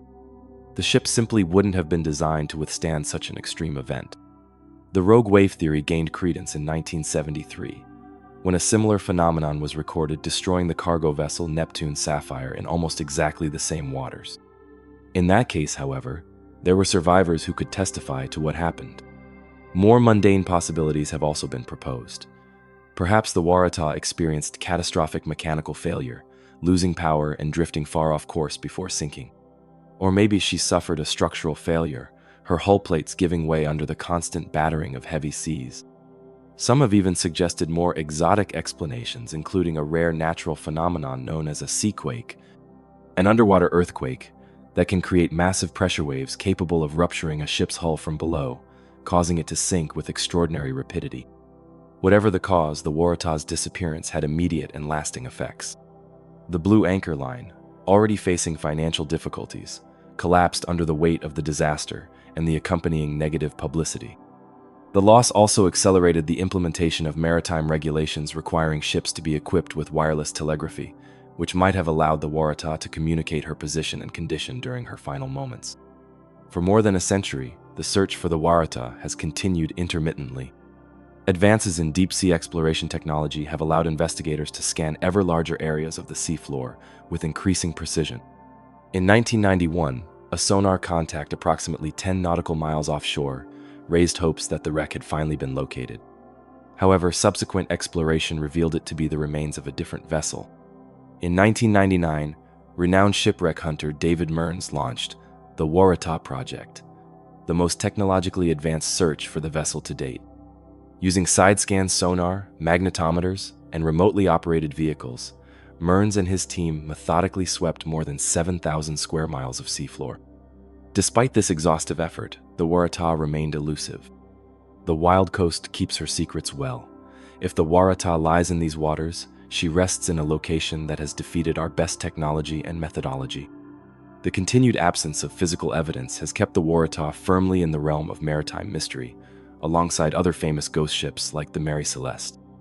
But unlike the Mary Celeste, which was found abandoned but intact, the Waratah and her passengers simply ceased to exist, at least in any form recognizable to those who search for her. Today, the SS Waratah holds a special place in the pantheon of maritime enigmas. She represents not just a tragic loss of life, but a humbling reminder of the sea's immense power and our limited ability to protect ourselves against its full fury. Her disappearance occurred at a pivotal moment in maritime history, the twilight of the grand ocean liner era, when humans had grown perhaps too confident in their mastery of the seas, yet still lacked the communication technology that might have preserved some record of her final moments. For the families of those lost aboard the Waratah, the complete absence of answers brought an especially cruel kind of grief. Without wreckage, without bodies, without any physical confirmation of disaster, some clung to hope long after reason suggested otherwise. For months after the ship's disappearance, newspapers published reports of sightings and rumors that the Waratah had been found disabled in some remote location. Each false lead reopened wounds that could never properly heal. Perhaps the most poignant response came from a woman who lost her husband and 2 children aboard the ship. In a letter to the Inquiry Commission, she wrote that she did not ask them to find her family alive, for she knew that cannot be. She asked only that they find them at all, some trace, some fragment, some confirmation that the sea has taken them, so that she might know where to direct her prayers. Her plea went unanswered. The wild coast, that savage stretch of ocean that has claimed hundreds of vessels throughout maritime history, refused to yield any trace of its most famous victim. And so the Waratah remains the quintessential ghost ship, a vessel that sailed into history and legend rather than port, taking with her 211 souls and countless unanswered questions. She epitomizes the sea's capacity to swallow our grandest creations whole, leaving nothing behind but mystery. Somewhere off the wild coast of South Africa, in waters tormented by conflicting currents and monstrous waves, the bones of a great steamship may lie scattered across the seafloor. Or perhaps she was carried far from her last known position by forces we still don't fully understand, resting in some unexpected corner of the ocean depths. Until she's found, if she ever is, the SS Waratah will continue to sail through our imagination as the perfect maritime mystery, a ship that didn't just sink but vanished, becoming immortal precisely because she disappeared. Story 8. Sonar Anomalies of the Weddell Sea. Shadows beneath the ice. The Weddell Sea stands as Antarctica's dark mirror, a vast, ice-choked expanse where the frozen continent stares into the abyss of the Southern Ocean. Here, in one of Earth's most remote and hostile environments, something moves in the deep that science cannot explain. Since the early 2000s, research vessels mapping the depths of this pristine polar sea have encountered anomalies that defy conventional understanding. Massive objects, some stretching longer than a football field, appear briefly on sonar displays before vanishing, leaving scientists to question whether they've discovered unknown marine creatures, secret submarine activity, or something that challenges our understanding of what can exist in the waters of our own planet. These are the sonar anomalies of the Weddell Sea, a mystery locked beneath one of the most dangerous and inaccessible marine environments on Earth. To understand why these discoveries are so significant, you must first understand the Weddell Sea itself. Bounded by the Antarctic Peninsula to the west and the coast of Queen Maud Land to the east, the Weddell Sea remains frozen for much of the year, its surface a maze of ice floes, icebergs, and vast, unbroken sheets of sea ice. Beneath this frozen ceiling lies an ocean basin reaching depths of over 4,000 meters, a dark, pressurized realm where temperatures hover perpetually near freezing. It's as close to an alien environment as you can find on Earth. Extreme pressure, near-freezing temperatures year-round, and almost complete isolation from the rest of the global ocean system, due to the Antarctic circumpolar current, create conditions where evolution might have taken unexpected paths. Whatever exists down there evolves by its own rules. The first documented anomaly sighting occurred in 2003, when the German research vessel Polarstern was conducting a bathymetric survey of the Weddell Sea's western basin. Using a sophisticated multi-beam sonar system capable of mapping the seafloor in 3 dimensions, the ship's technicians noticed something unusual on their displays: a large object moving slowly approximately 80 meters above the seafloor at a depth of about 3,500 meters. Initially dismissed as an equipment malfunction, the object reappeared on subsequent passes. It moved at a steady speed of approximately 3 knots, maintaining a consistent depth. Most puzzling was its size. The sonar return suggested an object approximately 120 meters in length, with a roughly cylindrical shape. At first, the research team thought it might be another research submersible, but there were no other research vessels operating submersibles anywhere in the region, and the object was far larger than any research sub ever built. Whatever they detected was not supposed to be there. The Polarstern's encounter might have remained an isolated incident, filed away as an unexplained anomaly, had similar sightings not continued over subsequent years. In 2007, the British Antarctic survey vessel James Clark Ross detected 3 separate objects of similar dimensions during a month-long deployment in the eastern Weddell Sea. In 2012, the American oceanographic vessel Nathaniel B.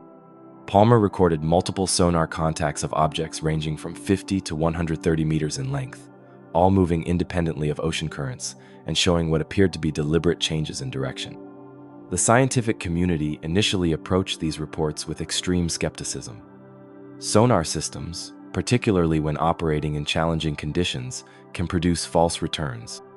Ice features, thermoclines, which are layers of water with different temperatures, and even large fish schools, can sometimes create misleading sonar images.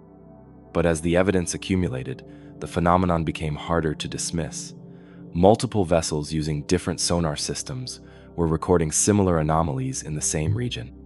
More compelling still, the objects appeared to react to the presence of research vessels.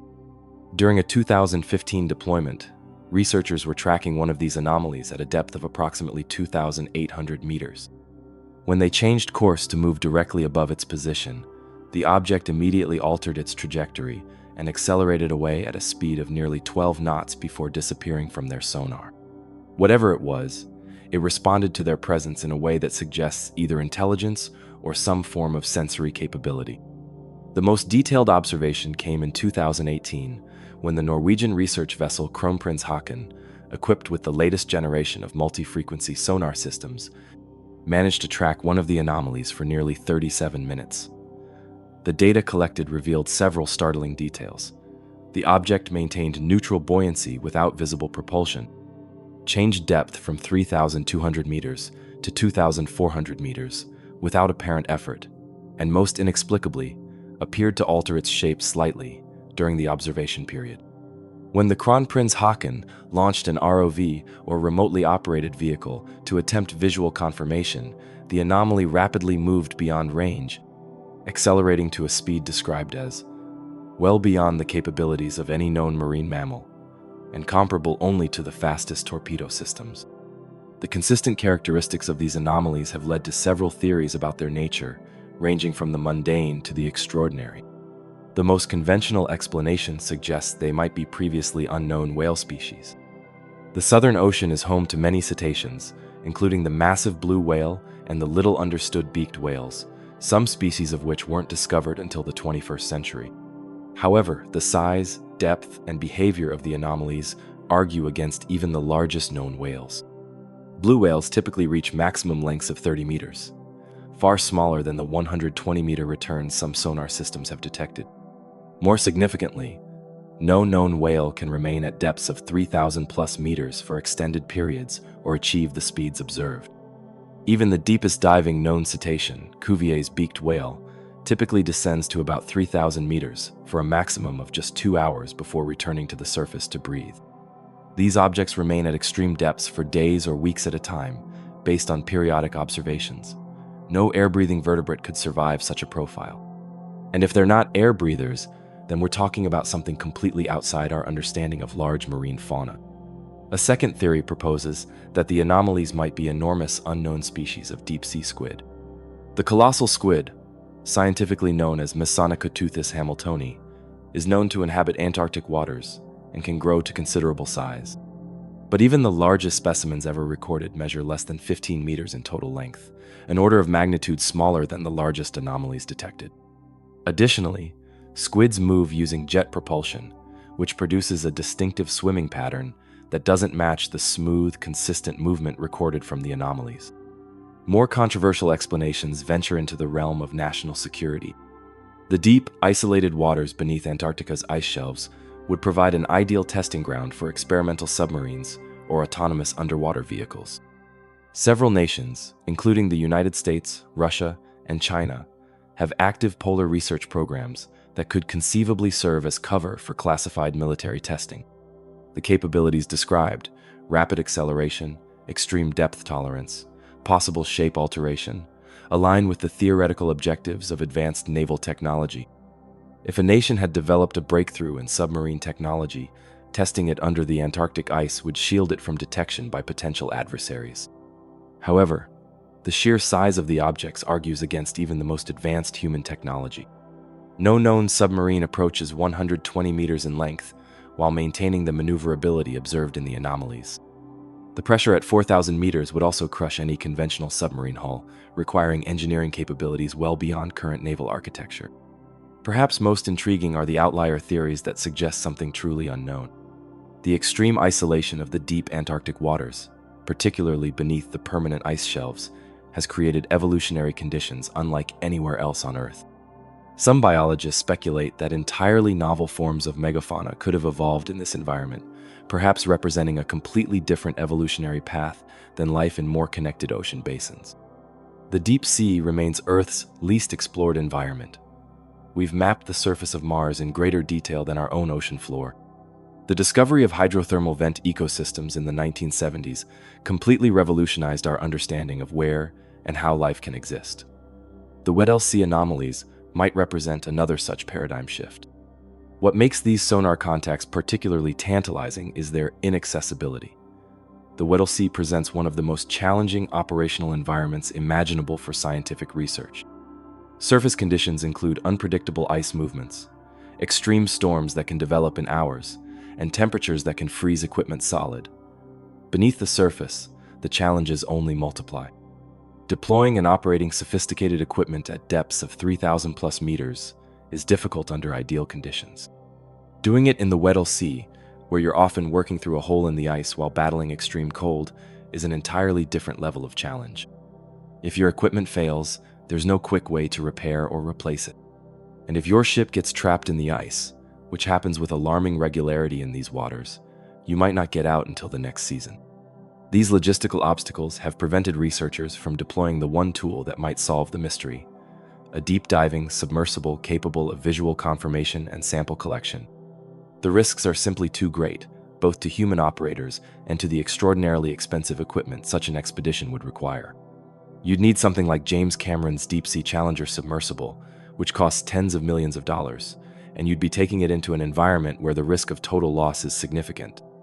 No research institution or government agency has been willing to assume that level of risk for what might be dismissed as a wild goose chase. And so the anomalies remain unverified, appearing periodically on research vessel sonar displays, tantalizing, puzzling, and just beyond our reach. Perhaps the most unsettling aspect of the Weddell Sea anomalies is what they suggest about our understanding of Earth's oceans. We often speak of the deep sea as Earth's final frontier, but such language implies we're close to completing our exploration. The reality is far different.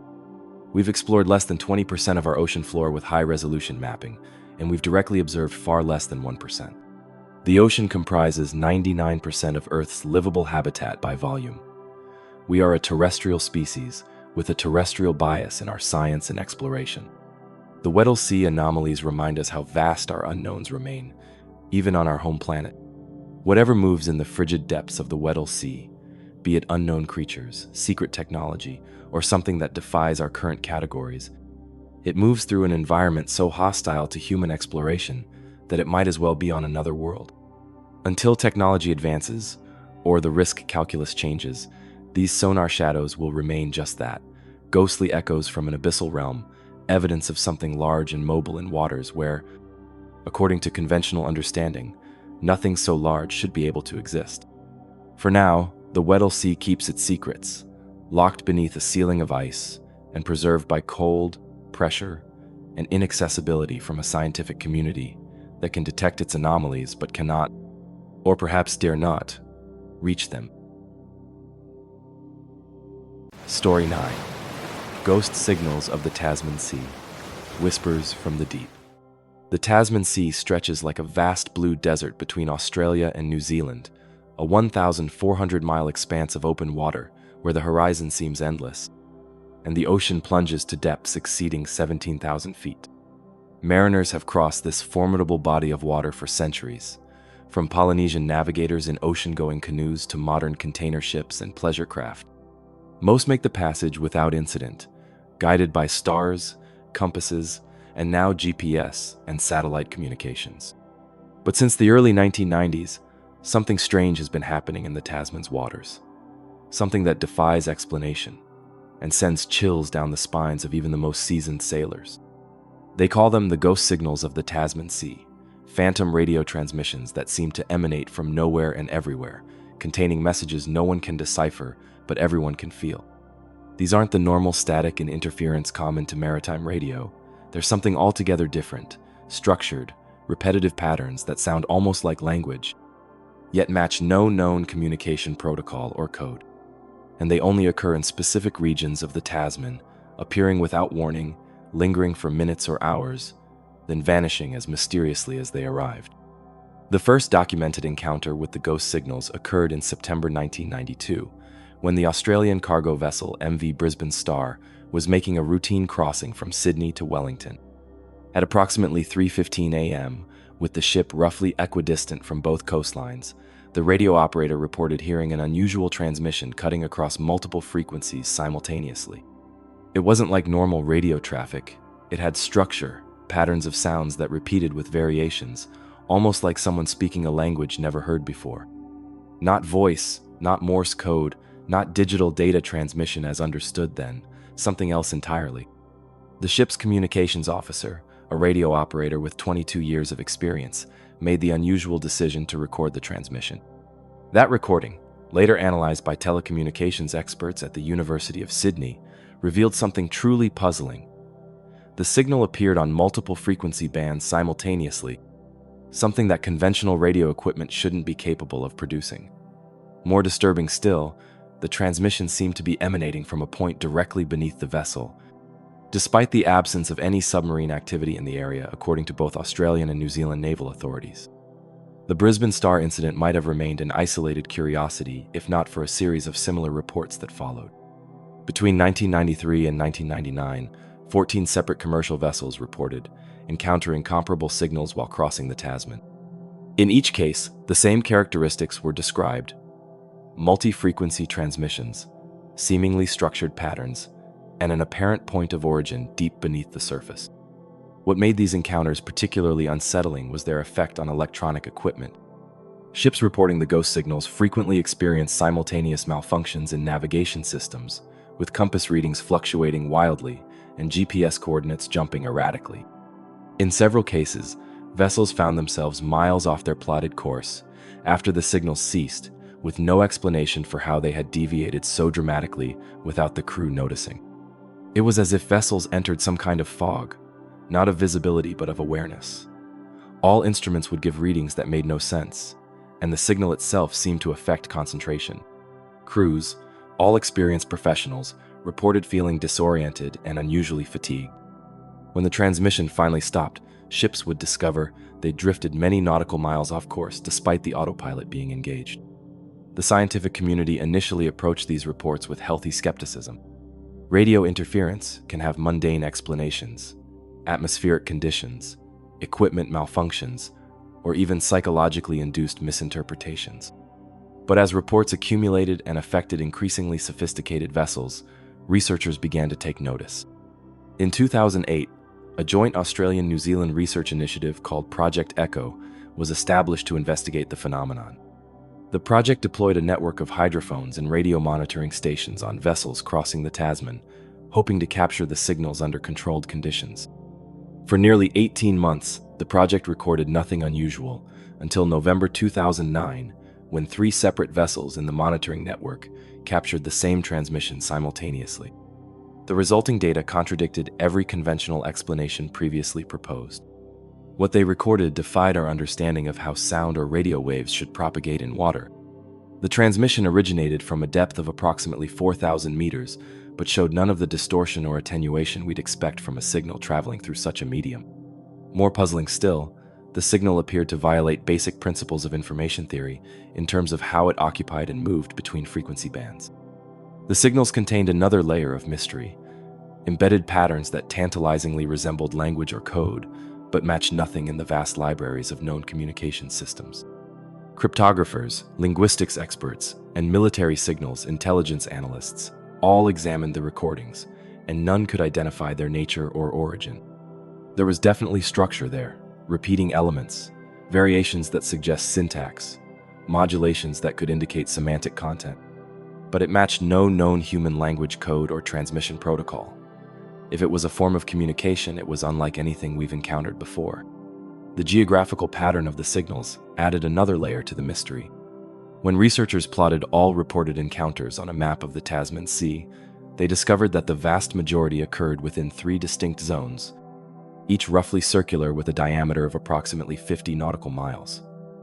These zones formed an almost perfect equilateral triangle in the central Tasman, far from shipping lanes or known geological features. What could possibly explain such a phenomenon? The theories range from the prosaic to the fantastic, yet none fully accounts for all observed characteristics of the ghost signals. The most conservative explanation suggests the signals result from previously unknown geophysical processes. The Tasman Sea sits atop a complex geological boundary where the Australian plate meets the Pacific plate. This subduction zone creates unusual conditions that might, theoretically, generate electromagnetic phenomena not observed in more stable regions.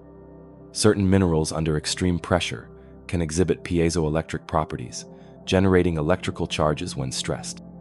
The tectonic activity beneath the Tasman might be creating literal, natural radio transmitters as rocks are subjected to immense forces. The structured nature of the signals could simply be our pattern-seeking brains imposing order on random fluctuations.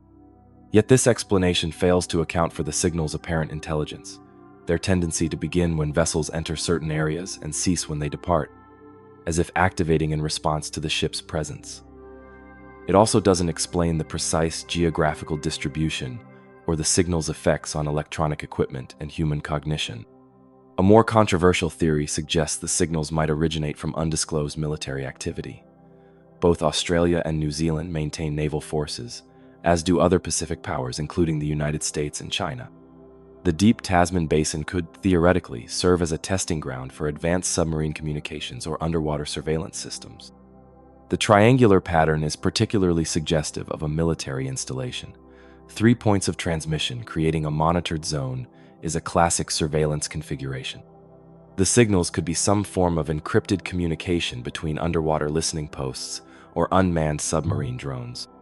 However, Military officials from all nations with a Pacific presence have consistently denied any operations that would explain the ghost signals. More significantly, the phenomenon has continued uninterrupted for nearly 3 decades, spanning multiple changes in government and military leadership, an unlikely scenario for a classified program that would require continuous high-level authorization. Then there are the more exotic explanations, theories that venture beyond conventional science into more speculative realms. Some researchers have proposed that the signals might be emanating from some form of previously undiscovered marine life. The deep ocean remains largely unexplored, with new species discovered regularly. Could an unknown creature or colony of creatures be generating these complex electromagnetic patterns? We know that certain marine species, particularly cetaceans, have complex communication systems, and some, like electric eels, can generate electromagnetic fields. But the leap from that to multi-frequency radio transmissions, structured like language, is enormous. It would require biological capabilities far beyond anything we've ever documented. Others point to the historical significance of the Tasman Sea in indigenous Polynesian traditions. Both Maori and Aboriginal stories speak of entities dwelling in certain oceanic regions that could influence navigation and manipulate perception. Some cultural anthropologists have drawn parallels between these traditional beliefs and the disorienting effects reported by crews encountering the ghost signals. There's a tendency to dismiss indigenous knowledge as mere legend, but these cultures crossed thousands of miles of open ocean when European sailors still hugged coastlines. Their understanding of the sea included awareness of regions where navigation became unpredictable, places they described as inhabited by entities that could confuse the unwary traveler. The locations they identified correlate surprisingly well with where we're now detecting these signals. Perhaps most controversial are theories suggesting an artificial origin, not of military or human design. The structured nature of the signals, their technological sophistication, and their location in one of Earth's most inaccessible environments have led some to propose that they might represent evidence of technology beyond current human capabilities, whether ancient, from an advanced prehistoric civilization, or non-human in origin. While such theories remain far outside mainstream scientific consideration, they persist because the conventional explanations leave so many aspects of the ghost signals unexplained. What makes this mystery particularly challenging to resolve is the profound difficulty of investigating the signal source directly. The regions where the transmissions originate lie beneath miles of often stormy seas, at depths where water pressure exceeds 400 atmospheres. Only the most advanced submersibles can operate in such environments, and even they can explore only tiny portions of the vast Tasman seafloor. To properly investigate, we would need a sustained presence in the signal zones, but that would require deep-sea infrastructure costing hundreds of millions of dollars for what many consider a scientific curiosity. The combination of extreme depth, distance from shore, and the Tasman's notorious surface conditions makes this one of the most challenging marine research environments on the planet. Despite these obstacles, the mystery of the ghost signals continues to haunt the scientific community and the mariners who encounter them. In recent years, with advances in autonomous underwater vehicle technology, there have been preliminary efforts to launch deeper investigations. In 2019, the Australian research vessel Investigator deployed a series of deep-sea drones designed to descend to the signal zones and record extended observations.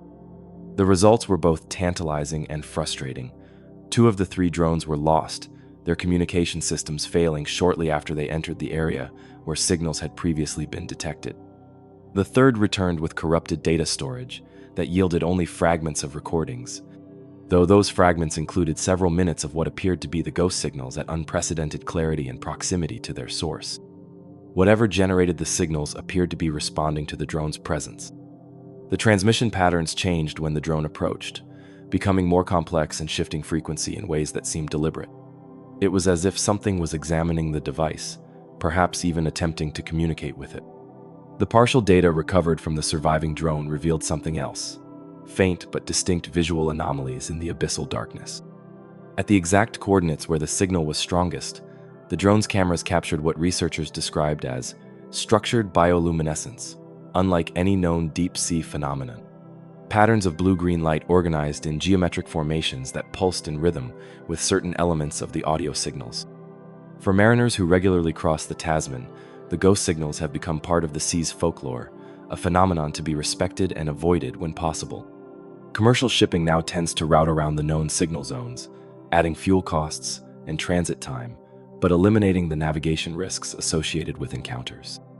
Recreational sailors share information about recent signal detections through informal networks, treating the phenomenon with the same cautious respect they give to weather systems and dangerous currents. It's just another feature of the Tasman that you learn to work around. Some are frightened by it, others are fascinated, but everyone who's experienced the signals firsthand comes away with the same sense that there's something down there, something intelligent in some sense, and it's aware of us even if we can't comprehend it. For the scientific community, the ghost signals represent both an enduring mystery and a humbling reminder of how little we truly understand about our planet's oceans. Despite all our technological advancement, the deep sea remains largely unexplored, its secrets protected by crushing pressure, perpetual darkness, and vast distances. We've mapped the surface of Mars with greater precision than our own ocean floor. When people ask if there could be undiscovered phenomena or even forms of life in our deep oceans capable of generating these signals, we must remember that we've directly observed less than 1% of the ocean's volume. The ghost signals make us confront an uncomfortable truth, that we're still largely ignorant about what exists in the largest habitat on our own planet.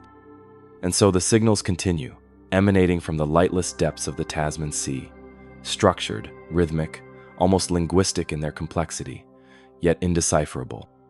They whisper across radio frequencies, confound our technology, and occasionally disorient those who encounter them. They form a perfect triangle in one of the world's most inaccessible marine environments, operating consistently for decades without explanation. Are they natural phenomena we don't yet understand? Evidence of classified technology operating beyond public knowledge? Echoes of ancient systems built by forgotten civilizations? Or something else entirely? Something that challenges our assumptions about what can exist in the extreme environments of our own world? For now, the ghost signals remain exactly that. Ghostly transmissions from the deep, heard but not understood, detected but not explained. They join the pantheon of ocean mysteries that remind us how tenuous our mastery of the seas truly is, and how much remains unknown beneath the waves that cover 70% of our planet's surface. Those who sail the Tasman continue to listen warily to their radios when crossing its central regions, knowing that at any moment the familiar chatter of maritime communications might be interrupted by something else. Structured patterns of sound from the abyss, signals from an intelligence we cannot comprehend, whispering secrets from the ocean's depths that we may never fully understand. Story 10. Methane Seeps of the Barents Sea, the Arctic's explosive secret. Beneath the frigid waters north of Norway and Russia, the seabed is bleeding. Invisible, odorless, and potentially catastrophic, plumes of methane gas are escaping from their ancient prisons deep within the Arctic seafloor. These aren't minor leaks or scientific curiosities. They are massive eruptions of a potent greenhouse gas that could dramatically alter Earth's climate, trigger underwater landslides, and create deadly hazards for vessels unlucky enough to sail through them. These are the methane seeps of the Barents Sea, a phenomenon so ominous and poorly understood that scientists who study them speak in terms usually reserved for ticking time bombs. To understand the gravity of this maritime mystery, we must first journey back in time, long before humans existed. During the last ice age, vast quantities of organic matter, the remains of ancient plants and animals, were buried under sediment on the Arctic seafloor. As glaciers advanced and sea levels dropped, this material was frozen into the seabed, essentially locking away massive carbon deposits in the form of what scientists call methane hydrates, strange, ice-like substances where methane gas molecules are trapped within crystalline cages of frozen water. For hundreds of thousands of years, these deposits remained stable, held in their solid state by the perfect combination of crushing pressure and frigid temperatures found in the deep Arctic waters. But our warming planet has begun to disrupt this delicate balance, with potentially catastrophic consequences. The first hints of trouble came in 2014, when Russian scientists conducting a routine survey of the Barents Sea identified what they initially thought were mapping errors in their sonar data, strange, column-like anomalies rising from the seafloor. Subsequent investigation revealed the disturbing truth. These weren't equipment malfunctions, but massive plumes of methane gas bubbling up from the seabed. What they discovered fundamentally changed our understanding of the Arctic seabed. These weren't isolated seeps, but a massive system of methane releases along a front stretching more than 150 kilometers. In some locations, the gas bubbles were so abundant they created what appeared to be boiling water on the sea surface. Follow-up expeditions by Norwegian researchers in 2015 and 2016 confirmed these initial findings and added a more troubling dimension. The seeps weren't static, but actively growing in both number and intensity. Areas that had shown no signs of gas release just years earlier were now bubbling cauldrons of escaping methane. The expansion rate exceeds our most pessimistic models. Between 2015 and 2019 alone, total methane flux from the Barents seabed increased by approximately 40%. The system isn't just leaking, it's accelerating. The cause of this acceleration is what makes the Barents Sea methane seeps particularly ominous. Unlike other methane sources, these emissions are directly linked to climate change, creating a dangerous feedback loop that could dramatically accelerate global warming. As atmospheric temperatures rise, Arctic waters warm in response. This warming penetrates to the seafloor, destabilizing the frozen methane hydrates and releasing the trapped gas. Since methane is approximately 86 times more potent than carbon dioxide as a greenhouse gas over a 20-year period, these releases further warm the atmosphere, which further warms the ocean, which triggers more methane releases, a vicious cycle scientists call positive feedback. It's like a climate change amplifier hidden under the ocean. The methane had been safely sequestered for tens of thousands of years, and now it's returning to the atmosphere at the worst possible time, potentially magnifying human-caused warming. The sheer scale of these releases is difficult to comprehend. A 2018 survey conducted by a joint Norwegian-American expedition documented more than 1,000 individual methane seeps across the Barents Sea, some releasing gas columns extending more than 800 meters from the seafloor toward the surface. The largest seeps were calculated to be releasing methane at rates exceeding 150 kilograms per day, each single seep producing the greenhouse equivalent of the daily emissions from approximately 8,000 cars. But the climate implications, while profound, are just one aspect of the danger. For vessels traversing these waters, the methane seeps create immediate physical hazards that sound more like maritime legends than modern science. The most dramatic risk comes from methane's effect on water buoyancy. When large volumes of gas bubbles rise through the water column, they reduce the water's density and consequently its ability to keep ships afloat. In sufficiently concentrated methane plumes, a vessel can experience sudden, catastrophic loss of buoyancy, essentially falling through water that can no longer support its weight. It's a maritime nightmare scenario. You're sailing in seemingly normal conditions, then suddenly the water beneath your vessel turns to foam. With nothing supporting your hull, you sink like a stone, not because you're taking on water, but because the water itself can no longer hold you up. This isn't theoretical. In 2020, the Norwegian fishing vessel Nordlys experienced exactly this phenomenon while operating near a major seep field north of Svalbard. The crew reported that their 32-meter vessel suddenly dropped approximately 1.5 meters in the water column while passing through what appeared to be a boiling section of sea. The sudden loss of freeboard, the distance between the waterline and the deck, caused water to wash over the gunnels before the vessel could power out of the affected area. It was like the sea just gave way beneath them. One moment they were riding normally, the next they were practically awash. If they'd been in rough weather or had been a smaller vessel, they likely wouldn't have survived. Beyond the buoyancy hazard, methane creates additional dangers for maritime operations. The gas is highly flammable. It's essentially the same natural gas used for cooking and heating homes.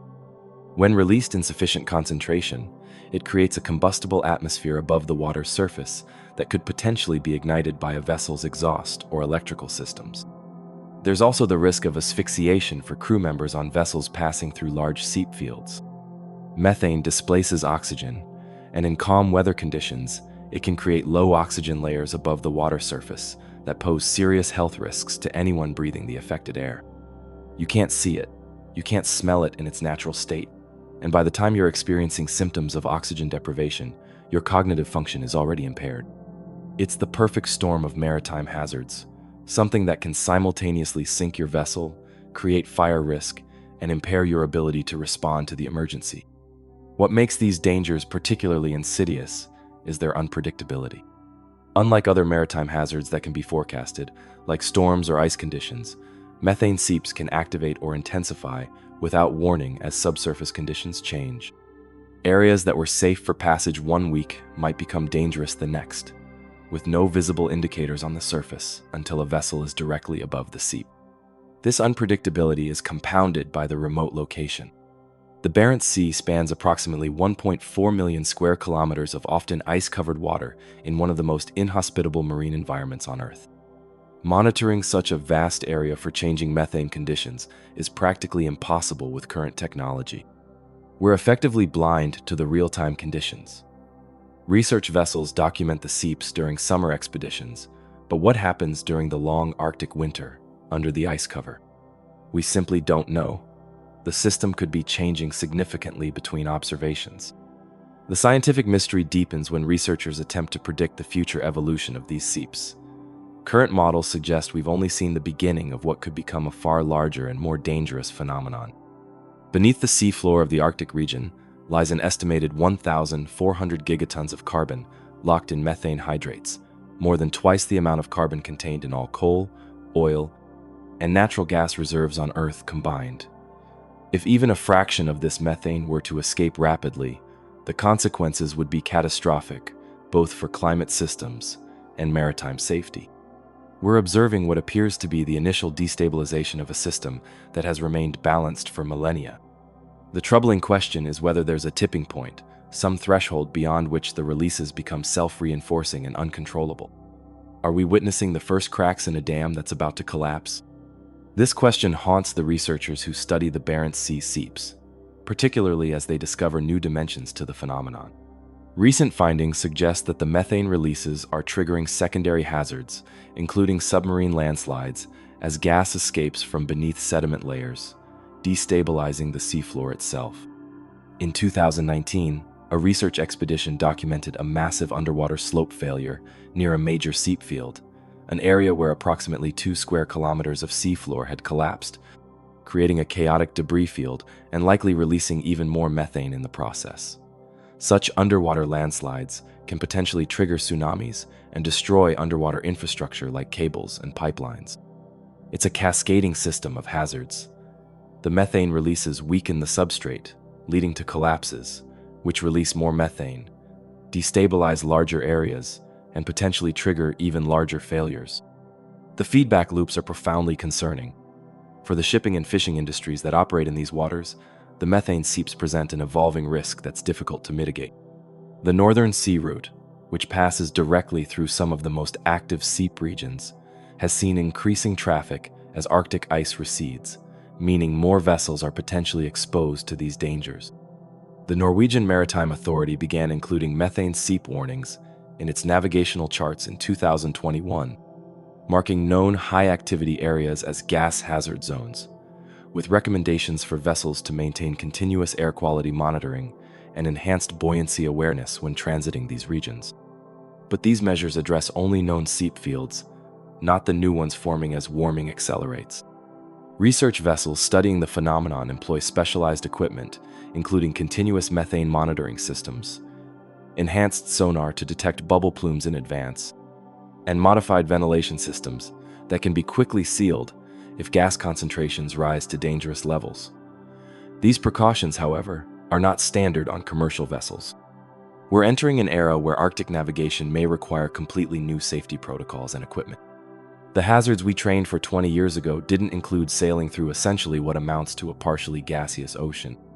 Perhaps the most frustrating aspect of the Barents Sea methane mystery is how difficult it is to study comprehensively. The combination of remote location, harsh conditions, and the extremely high cost of Arctic research has limited investigations to periodic expeditions that provide only snapshots of a rapidly evolving system. We're trying to understand a vast, dynamic phenomenon based on limited observations. It's like trying to comprehend a hurricane by looking at a few still photographs taken days apart. We need continuous monitoring, but the logistical challenges are enormous. Those challenges include the region's extreme weather conditions, which limit research primarily to the short summer season, the vast area over which the seeps are distributed, and the fact that much of the region falls within sensitive border zones between NATO countries and Russia, complicating international scientific cooperation. Recent geopolitical tensions have further hindered research collaboration, with several planned joint expeditions canceled or postponed since 2022. This has created dangerous gaps in scientific understanding, precisely when comprehensive monitoring is most crucial. Despite these obstacles, scientists are developing innovative approaches to study the seeps. These include autonomous underwater vehicles designed to operate beneath ice cover, satellite-based methane detection systems, and networks of seafloor sensors capable of year-round monitoring. But deploying such technologies at the scale needed remains challenging, both logistically and financially. As research continues, one question looms over all others. Is the methane release we're currently witnessing just the beginning of a much larger event? Some researchers have raised the specter of a potential methane bomb, a massive, sudden release that could dramatically accelerate climate change and create large areas of the Arctic Ocean that become essentially no-go zones for shipping due to extreme buoyancy hazards. While most scientists consider such a catastrophic scenario relatively unlikely in the immediate future, the accelerating nature of the current releases offers little reassurance. The Barents Sea methane seeps represent not just a scientific mystery, but a sobering reminder of how climate change can unlock unexpected and potentially dangerous feedback mechanisms hidden within Earth's systems. For now, the seeps continue their silent and visible eruption beneath the Arctic waves, a phenomenon both fascinating and terrifying, a mystery at the intersection of climate science, oceanography, and maritime safety. They remind us that the ocean still harbors secrets and dangers we're only beginning to understand, some of which we may have unwittingly awakened through our impact on Earth's climate. As maritime traffic in the Arctic region increases, and global warming continues to thaw the frozen methane hydrates beneath the seafloor, the methane seeps of the Barents Sea stand as a grim warning, invisible, odorless plumes of gas that could reshape our understanding of both climate change and maritime safety in the rapidly transforming Arctic frontier. Story 11. Vanishing Crew of the MV Jian Seng, the ghost ship of the Coral Sea. In the vast expanse of the Pacific Ocean, ships occasionally disappear without a trace, swallowed by storms or dragged down by unseen forces. But what happens when a ship appears out of nowhere, intact but completely abandoned? Its crew vanished as thoroughly as if they had been plucked from the deck by some malevolent force. This is the haunting mystery of the MV Jian Seng, a ghost ship that drifted into Australian waters with no crew, no identification, and no answers. The story begins on March 20th, 2006, when an Australian Coast Watch aircraft on routine patrol spotted something unusual approximately 180 kilometers southwest of Waipa in the Gulf of Carpentaria.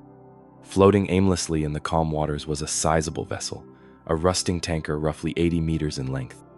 There were no distress signals, no radio communications, and most disturbingly, no signs of life on deck. The Australian Customs Service vessel Arnhem Bay was immediately dispatched to investigate. What they found upon boarding has become one of the most perplexing maritime mysteries of the 21st century. The ship was the MV Jian Seng, based on faded lettering on its hull, though no vessel by that name appeared in international maritime registries. Its engines were inoperable, suggesting it had been drifting for a considerable time. The navigation bridge was empty. The radio room was abandoned. The crew quarters showed signs of hasty departure, personal belongings left behind, half-empty cups, and partially consumed meals. Yet there was no trace of the crew.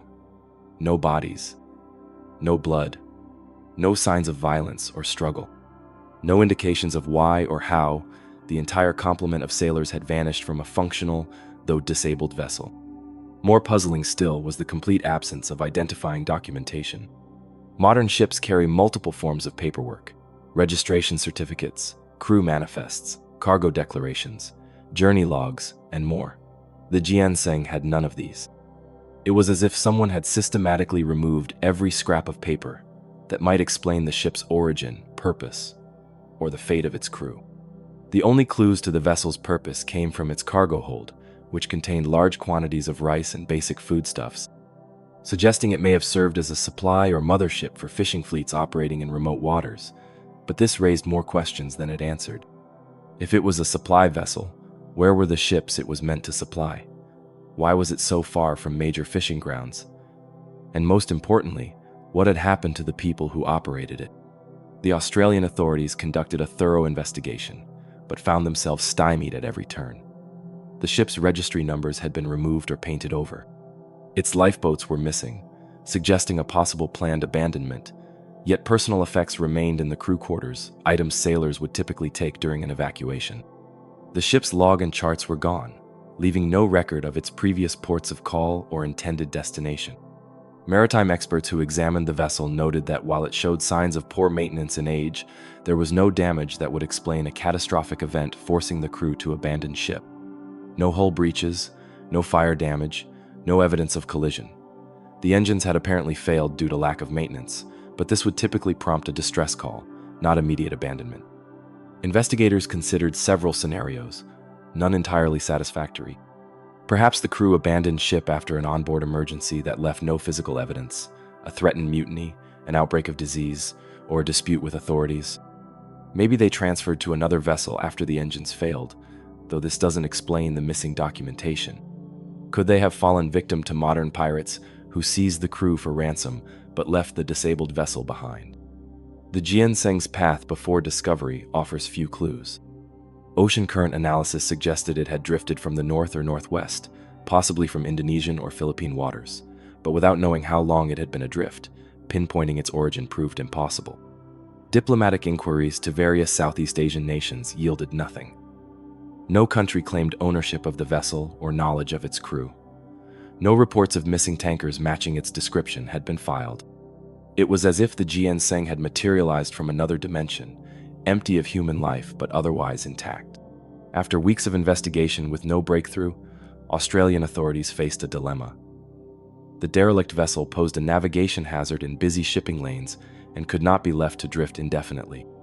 With no claimants coming forward, the decision was made to tow the ship to deep water and sink it, effectively burying what might have been crucial evidence in the mystery. On April 21st, 2006, the Jian Seng was towed to a position approximately 288 kilometers northeast of Weipa. There, in waters over 2,000 meters deep, Australian officials scuttled the vessel, sending it to the bottom of the Coral Sea, along with whatever secrets it might have held. The sinking of the Jian Seng has drawn criticism from maritime historians and mystery enthusiasts, who believe a more thorough investigation might eventually have yielded answers. However, Australian officials point out that they conducted extensive examinations of the vessel, documented it thoroughly with photographs and video, and only proceeded with the sinking when all investigative avenues had been exhausted. What makes the Jian Seng case particularly unsettling is how recently it occurred.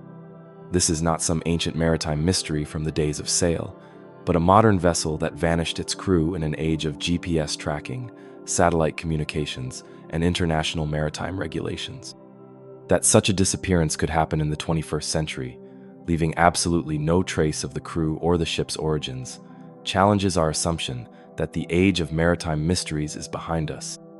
The Jian Seng joins a small but disturbing category of modern ghost ships, vessels found drifting with crews mysteriously absent.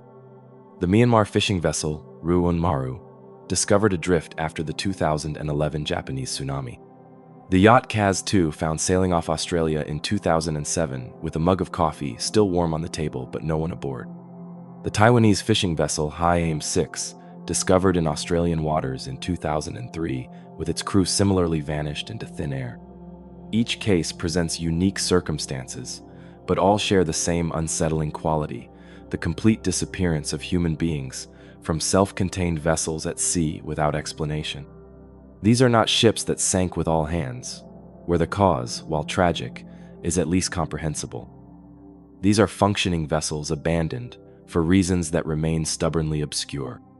Maritime experts note that the ocean remains one of the last truly lawless frontiers on our planet.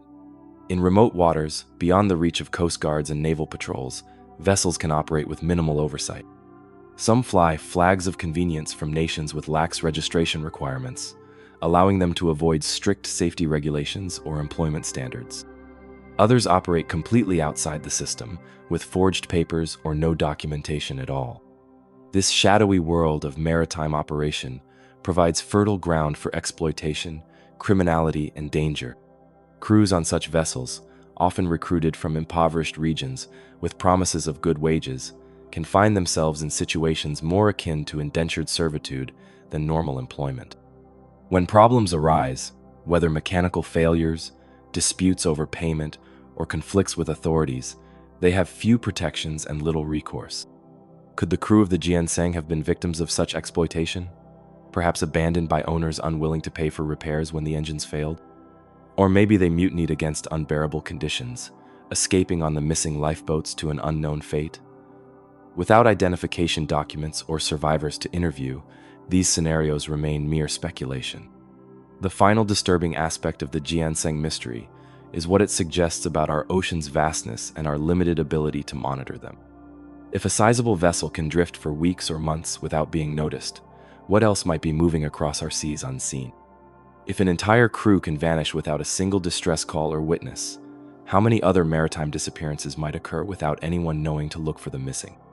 For all our satellites and surveillance systems, the world's oceans remain largely unwatched. The Jian Seng appeared on our radar only by chance, spotted during a routine patrol in relatively well-monitored Australian waters. Had it drifted in another direction, it might have joined the unknown number of ghost ships that float silently across the seas, eventually sinking without ever being discovered. Today, the Jian Seng rests on the ocean floor in the Coral Sea, its rusting hull slowly becoming an artificial reef. Fish dart through its empty corridors, coral gradually encrusts its surfaces, and the relentless ocean slowly reclaims the vessel. Yet, the questions it raises continue to trouble those who remember its strange appearance and even stranger emptiness. Somewhere in the world, there may be people who know the truth. Family members wondering what happened to sailors who never returned, former crew who left the ship before its final voyage, or those responsible for whatever events led to its abandonment. But with each passing year, the likelihood of solving the mystery diminishes. The Jian Seng has become another entry in the long logbook of maritime mysteries, a reminder that for all our technological advancement and global connectivity, the sea still keeps secrets. Ships and sailors can still vanish as completely as they did in the days of wooden sailing vessels in uncharted waters, swallowed by the blue immensity as if they never existed at all. And perhaps that is the most unsettling thought of all, that in our modern world of constant surveillance and digital footprints, people can still disappear without a trace, leaving behind only an empty vessel drifting silently toward shores they never intended to reach, carrying questions that may never be answered. Story 12. Unmapped Vents of the Lao Basin, Toxic Cathedrals of the Deep. In the remote waters of the South Pacific, between Fiji and Tonga, lies a submerged world of such extreme conditions and bizarre beauty that it seems more alien than earthly. This is the Lao Basin, home to some of the most spectacular yet dangerous hydrothermal vents on our planet, towering chimneys of mineral deposits that spew superheated, metal-laden, acidic water into the ocean depths. Despite being first glimpsed in the 1990s, these remarkable deep-sea formations remain largely unexplored, unmapped, and cloaked in dangerous mystery. To understand the allure and danger of these vents, we must first descend more than 2,500 meters below the surface, to a world of crushing pressure and eternal darkness. Here, the very floor of the ocean is being born. The Lao Basin sits along a geological feature known as a back arc spreading center, a zone where tectonic activity creates new seafloor through volcanic processes.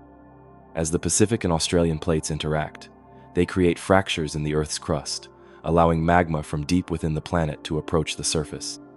This intense geological activity gives rise to the basin's hydrothermal vents, natural chimneys formed when superheated water, laden with dissolved minerals from the Earth's crust, blasts through the seafloor. As this scalding fluid, which can reach temperatures of over 400 degrees Celsius or 750 degrees Fahrenheit, meets the near-freezing waters of the deep ocean, the dissolved minerals precipitate out, gradually building towering structures that can grow to heights exceeding 50 meters. The vents of the Lao Basin are not ordinary hydrothermal formations. They're distinguished by their extraordinary size, unusual composition, and the extreme chemical environment they create. Some spew billowing clouds of black smoke or fluid, water so saturated with sulfide minerals that it appears as dark as smoke when it enters the ocean. Others release white smoke or fluid rich in barium, silica, and calcium. The basin is also home to rare champagne vents that release bubbles of liquid carbon dioxide, creating an otherworldly effervescent effect.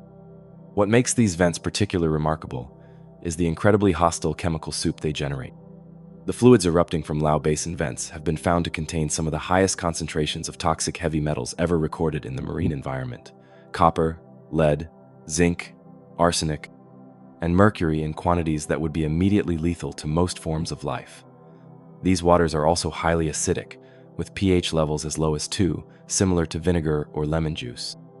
Yet despite these seemingly impossible conditions, life not only exists but thrives around these vents. The Lao Basin hosts extraordinary ecosystems built on chemosynthesis rather than photosynthesis, life that derives energy from chemical reactions rather than sunlight. Specialized extremophile microbes have evolved to metabolize the toxic compounds spewing from the vents, forming the base of a unique food chain. These microbial communities support a menagerie of creatures found nowhere else on Earth: eyeless shrimp with light-sensing organs on their backs, massive tubeworms with bright red plumes containing hemoglobin-like compounds, and ghostly white crabs adapted to scavenge in this chemical inferno. Some of these species have only been glimpsed a handful of times, while others likely remain undiscovered, hidden in the unexplored reaches of the basin. The scientific significance of these ecosystems can hardly be overstated. They represent a mode of life entirely independent from the photosynthesis-based systems that dominate Earth's surface, providing potential models for how life might exist on other worlds, such as Jupiter's moon Europa or Saturn's Enceladus, both of which are thought to harbor subsurface oceans and possible hydrothermal activity. Yet for all their scientific importance, the vents of the Lao Basin remain one of the least explored significant hydrothermal fields on Earth. After their initial discovery and preliminary surveys in the mid-1990s, comprehensive exploration has been limited by a combination of extreme technical challenges, prohibitive costs, and the inherent dangers of the environment itself. These dangers are manifold and severe. The most obvious is the crushing pressure at depths exceeding 2,500 meters, over 250 times the pressure at sea level. Any equipment failure or hull breach in a submersible at these depths would result in instantaneous catastrophic implosion. The remote location, more than 500 kilometers from the nearest major port, means that emergency assistance would be days away at best, making even minor technical problems potentially life-threatening. But the unique chemistry of the Lao Basin vents creates additional hazards not found in other deep-sea environments. The superheated vent fluids can cause critical damage to submersible equipment. These waters are so hot they can melt the external components of research vessels in seconds if they get too close. The acidity of the fluid is so intense it can corrode metal and specialized glass used in viewports and camera housings. Perhaps most insidious are the toxic plumes created by the vents. These clouds of metal-laden water can extend hundreds of meters from the vents themselves, creating death zones where exposure could damage sensitive equipment or contaminate life support systems if breached. Some of the compounds found in these plumes, such as hydrogen sulfide, are not only toxic but can penetrate certain materials used in submersible construction, creating invisible but potentially fatal hazards. Even the physical structure of the vents poses dangers. Many are unstable, prone to sudden collapse, or explosive venting events that can change the underwater landscape in seconds. Navigating around these formations requires extreme precision, as jagged mineral structures can snare or puncture underwater vehicles. The constantly changing topography means maps quickly become outdated, and areas that were safe to traverse one day might become hazardous the next. The limited exploration that has occurred has relied primarily on remotely operated vehicles, or ROVs, underwater robots, controlled from surface ships. Even these robust machines face significant risks. In 2008, an ROV from the Woods Hole Oceanographic Institution suffered catastrophic damage while exploring a particularly active vent in the northern Lao Basin. The vehicle strayed too close to a previously unmapped vent opening and was hit by a sudden discharge of superheated fluid. The ROV's cameras and sampling equipment were ruined, and the vehicle barely made it back to the surface. Such incidents highlight why human exploration of these vents has been so limited. Only a handful of manned submersible dives have ever been conducted in the Lao Basin, and those have mostly focused on the shallowest and least active vents. The deeper, more massive, and more chemically extreme vents remain largely unvisited by human eyes. What little we know about these deeper vents comes from brief ROV surveys and water sampling. These limited observations have revealed formations of breathtaking scale and complexity. Some vent fields stretch for kilometers across the seafloor, with interconnected chimney structures creating veritable underwater cities of mineral spires.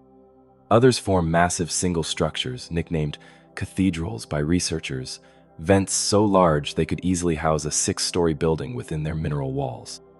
The true extent of the Lao Basin vent systems remains unknown. Current estimates suggest less than 30% of the basin's hydrothermal areas have been mapped even at low resolution, and less than 5% have been directly observed with cameras.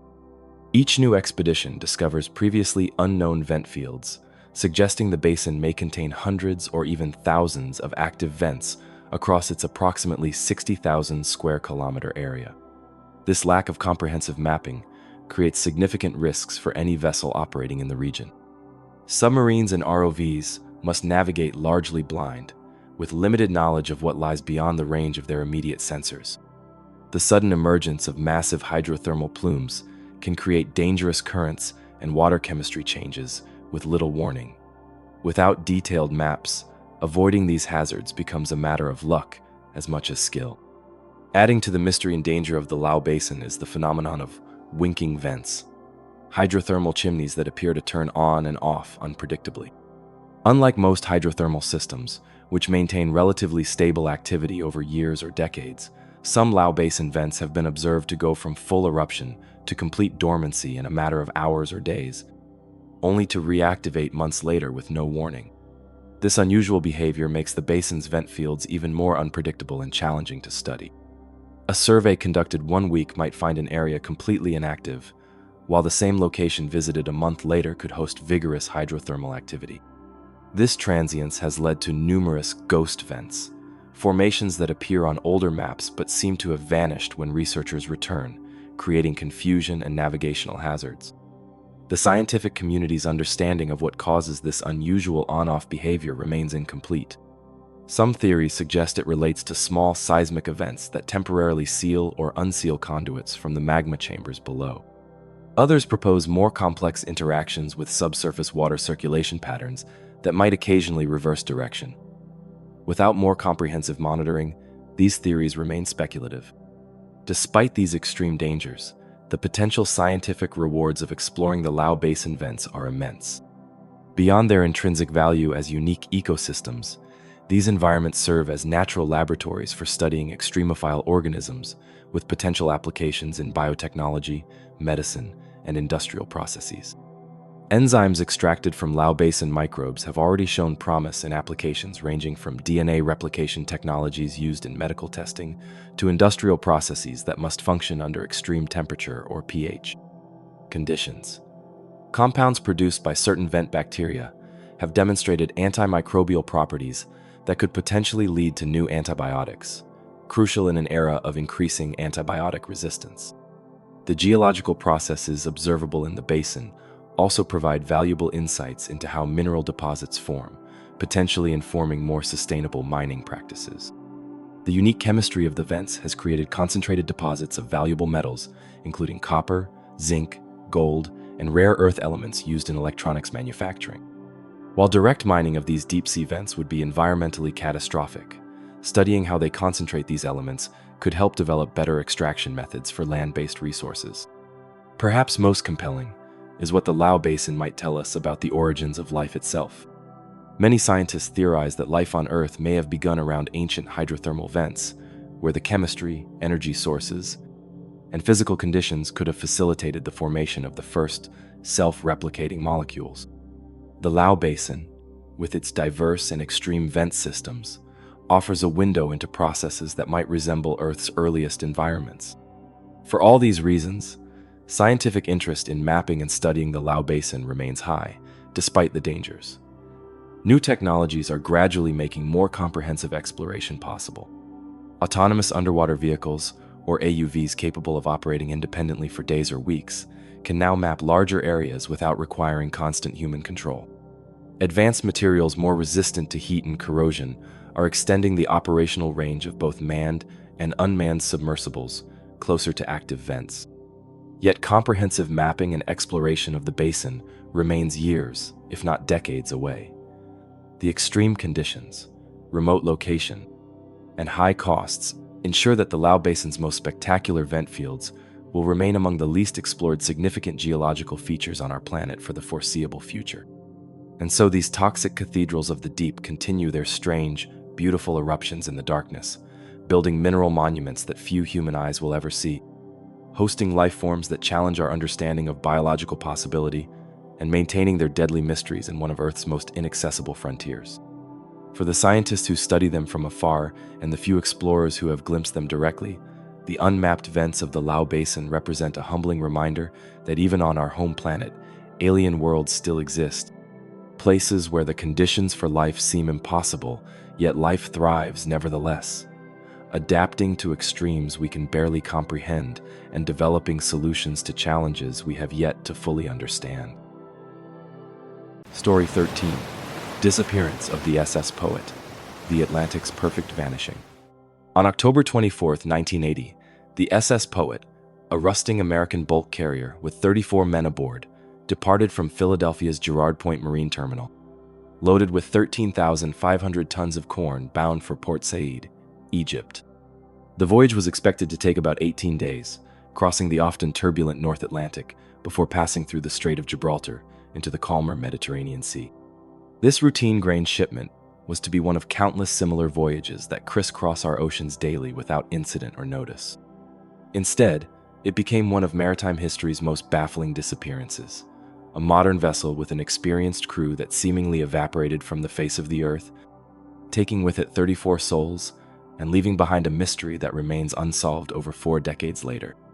The Poet was no gleaming new vessel. Built in 1944 as the General Omar Bundy, the 521-foot ship had served as a troop transport during World War II before being converted to commercial use and renamed. By 1980, the aging vessel was showing its 36 years but had recently passed a Coast Guard inspection and was considered seaworthy, if not state-of-the-art. Captain Leroy Warren, 58, was a seasoned mariner with decades of experience. His crew was similarly well qualified, a mix of veteran sailors and newer seamen, but all professionally trained and certified. Nothing about the ship's complement suggested any unusual risk for the journey ahead. The weather forecast for the Atlantic crossing included some rough conditions, but nothing exceptional for October. Seas of 16 to 20 feet and winds up to 40 knots were predicted, challenging but well within the capabilities of a vessel like the Poet. The ship was equipped with marine band radio, a radio direction finder, radar, and other standard navigation equipment of the era. The last confirmed contact with the Poet was a routine radio message received shortly after the ship's departure, placing the vessel near Cape Henlopen, Delaware. In this communication, there was no indication of any problems or concerns from Captain Warren or his crew. The ship was simply proceeding on its planned course, beginning what should have been a routine ocean crossing. And then, silence. Initially, this lack of communication raised no alarms. Ocean-going vessels in 1980 weren't expected to maintain constant contact with shore. The Poet wasn't equipped with satellite communication systems that would become standard in later decades, and gaps of several days between radio reports weren't unusual for ships in the middle of ocean crossings. It wasn't until November 3rd, 10 days after the Poet's departure, that real concern began to grow. The ship had failed to report its position for an extended period and should have been approaching the Mediterranean by that time. Henry Mallman, chairman of the ship's operating company, notified the United States Coast Guard of the unusual silence from the vessel.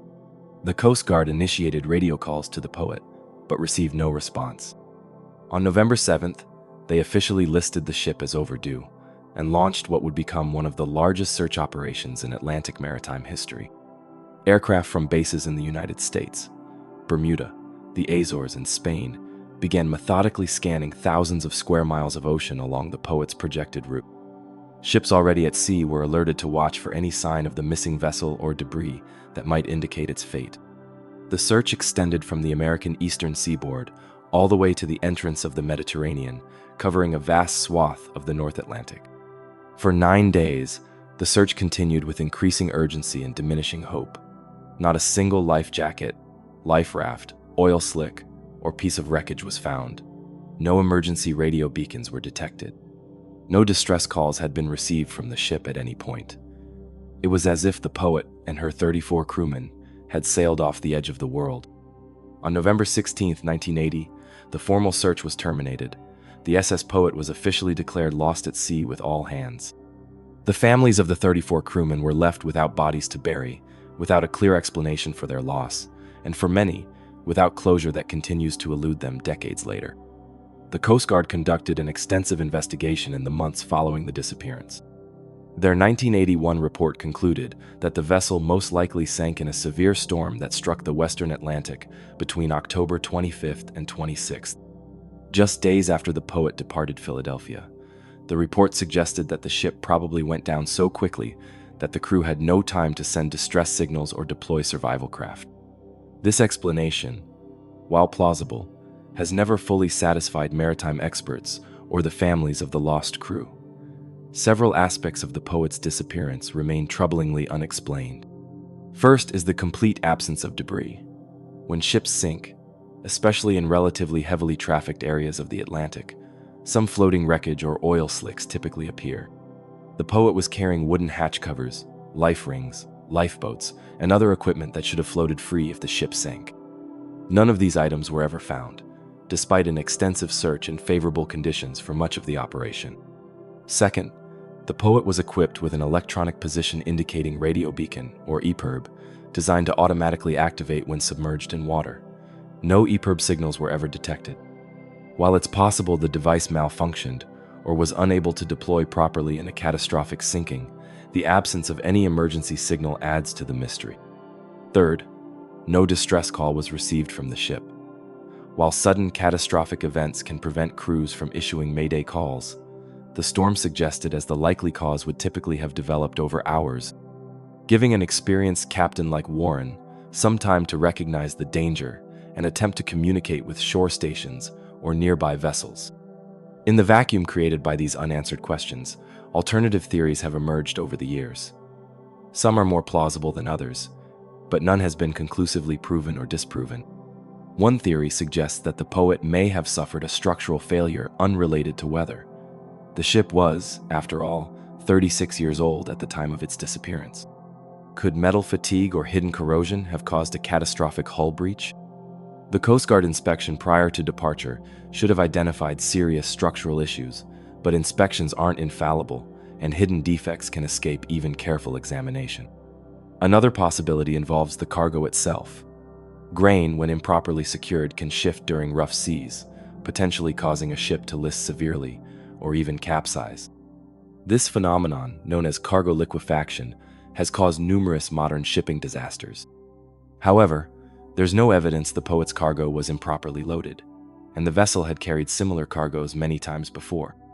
More controversial theories have suggested foul play. The Poet was carrying grain to Egypt as part of a United States Food for Peace program at a politically sensitive time in the Middle East.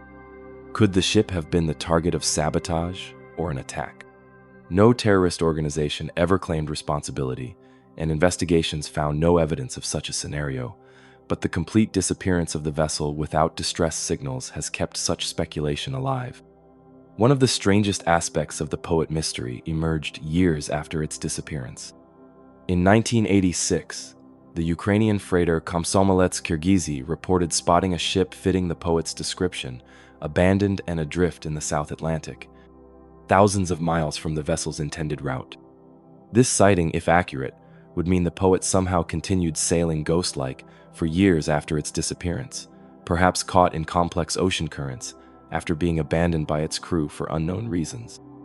Maritime authorities considered this report highly unlikely, noting that an unmanned vessel would almost certainly have sunk in storms or been detected by other ships long before 1986. The reported sighting is generally dismissed as a case of mistaken identity or confusion about the ship's name, but it adds another layer of intrigue to an already baffling case. The families of the Poet's crew have continued to seek answers in the decades since the disappearance. Many were dissatisfied with the Coast Guard's investigation, feeling it was prematurely concluded without exploring all possibilities. A group of family members formed the SS Poet Family Association, which has pushed for further investigation and maintained pressure on government agencies to reconsider the case. Their persistence led to a congressional hearing in 1981 that examined the Coast Guard's handling of the investigation. While the hearing identified some procedural issues with the search operation and investigation, it did not uncover any significant new information about the ship's fate. In 2016, the Coast Guard finally agreed to re-examine some aspects of the Poet case in light of advances in understanding maritime disasters and shipwreck locations. This review did not conduct new searches, but reanalyzed existing data using modern computational models for drift patterns and likely sinking locations. Unfortunately, this re-examination yielded no breakthrough conclusions, and the ultimate fate of the Poet remains officially classified as undetermined. What makes the Poet's disappearance particularly disturbing to maritime experts is that it occurred in relatively recent times in a heavily trafficked area of ocean to a sizable vessel with modern, for its time, communication equipment. This wasn't a small sailboat lost in a remote corner of the Pacific, or a ship from the age of sail that might have fallen victim to dangers unknown in its era. This was a 521-foot carrier that vanished in what amounts to a maritime highway, in an age of radar, radio, and regular air traffic. If such a disappearance could happen in 1980, could it happen today? Most maritime experts would say such an event is far less likely now, given the advent of automatic identification systems, or AIS, satellite tracking, improved weather forecasting, and mandatory global maritime distress and safety systems on commercial vessels. Modern ships essentially broadcast their positions constantly, making a complete disappearance much harder to imagine. Yet the oceans remain vast and sometimes hostile environments where technology can fail and nature's fury can overwhelm even the best prepared vessels. The 2015 sinking of the container ship El Faro during Hurricane Joaquin, though not a disappearance in the same sense as the Poet, as the wreckage was eventually located, reminds us that modern ships are not immune to catastrophic loss. For the families of the Poet's crew, the decades without answers have been agonizing. Children have grown up without fathers, wives have aged without husbands, and parents have died without knowing the fate of their sons. The absence of physical remains or clear explanations has made the normal grieving process almost impossible for many. "It's the not knowing that haunts you," explained the widow of one crewman in a 2010 interview. "I've lived my life with this constant feeling of unfinished business, this tiny sliver of doubt that maybe, somehow, there's another explanation. Maybe they were picked up by a foreign vessel, or reached an uninhabited island, or any of 1,000 other scenarios you torture yourself with when there's no body, no wreckage, nothing concrete to point to and say, this is what happened." The SS Poet has become more than just a missing ship. It's a reminder of the ocean's capacity to keep secrets. Despite all our technology, our radar and sonar, our satellites and tracking systems, the sea can still swallow a massive vessel and 34 souls without yielding a single clue to their fate. Somewhere in the Atlantic, perhaps buried under miles of water and decades of silt, the remains of the Poet may lie on the ocean floor, a modern Flying Dutchman that sailed into legend rather than its intended port. Until and unless its wreckage is discovered, it will remain one of shipping's most perplexing mysteries, a vessel that departed one autumn day in 1980 and simply never arrived, vanishing as completely as if it had never existed at all. Story 14. Vibrations of the Clarion-Clipperton Zone. The ocean floor's eerie pulse. In the central Pacific Ocean, approximately halfway between Mexico and Hawaii, lies one of the most remote and mysterious regions on our planet. The Clarion-Clipperton Zone, also known as CCZ, stretches across 4.5 million square kilometers of abyssal plain, a vast underwater desert reaching depths between 4,000 and 6,000 meters.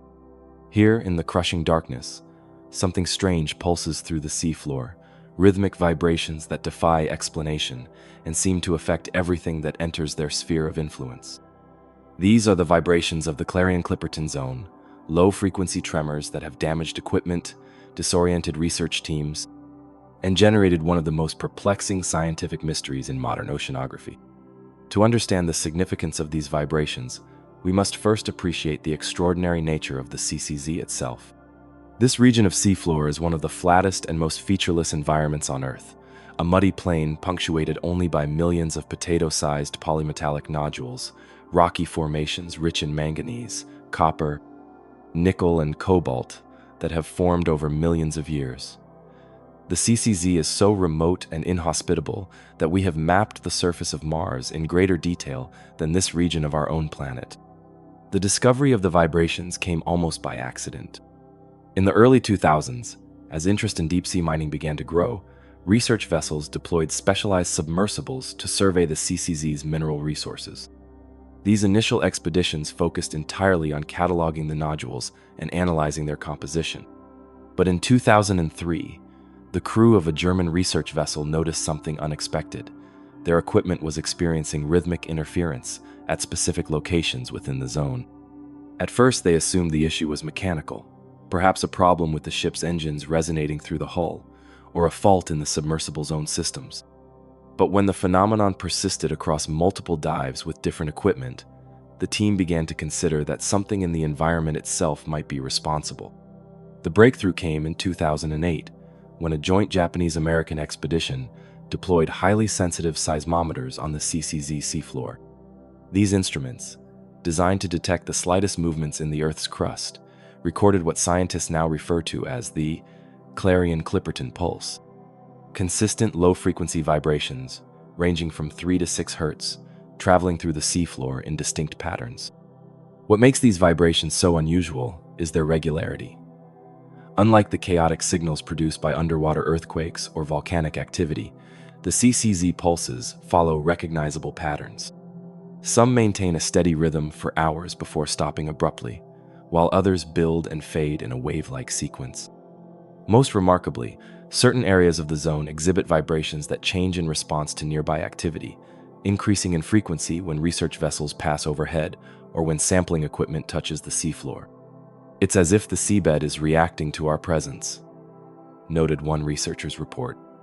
The patterns shift when we approach certain areas, almost like a living system responding to stimuli. The effects of these vibrations on humans and equipment are equally baffling.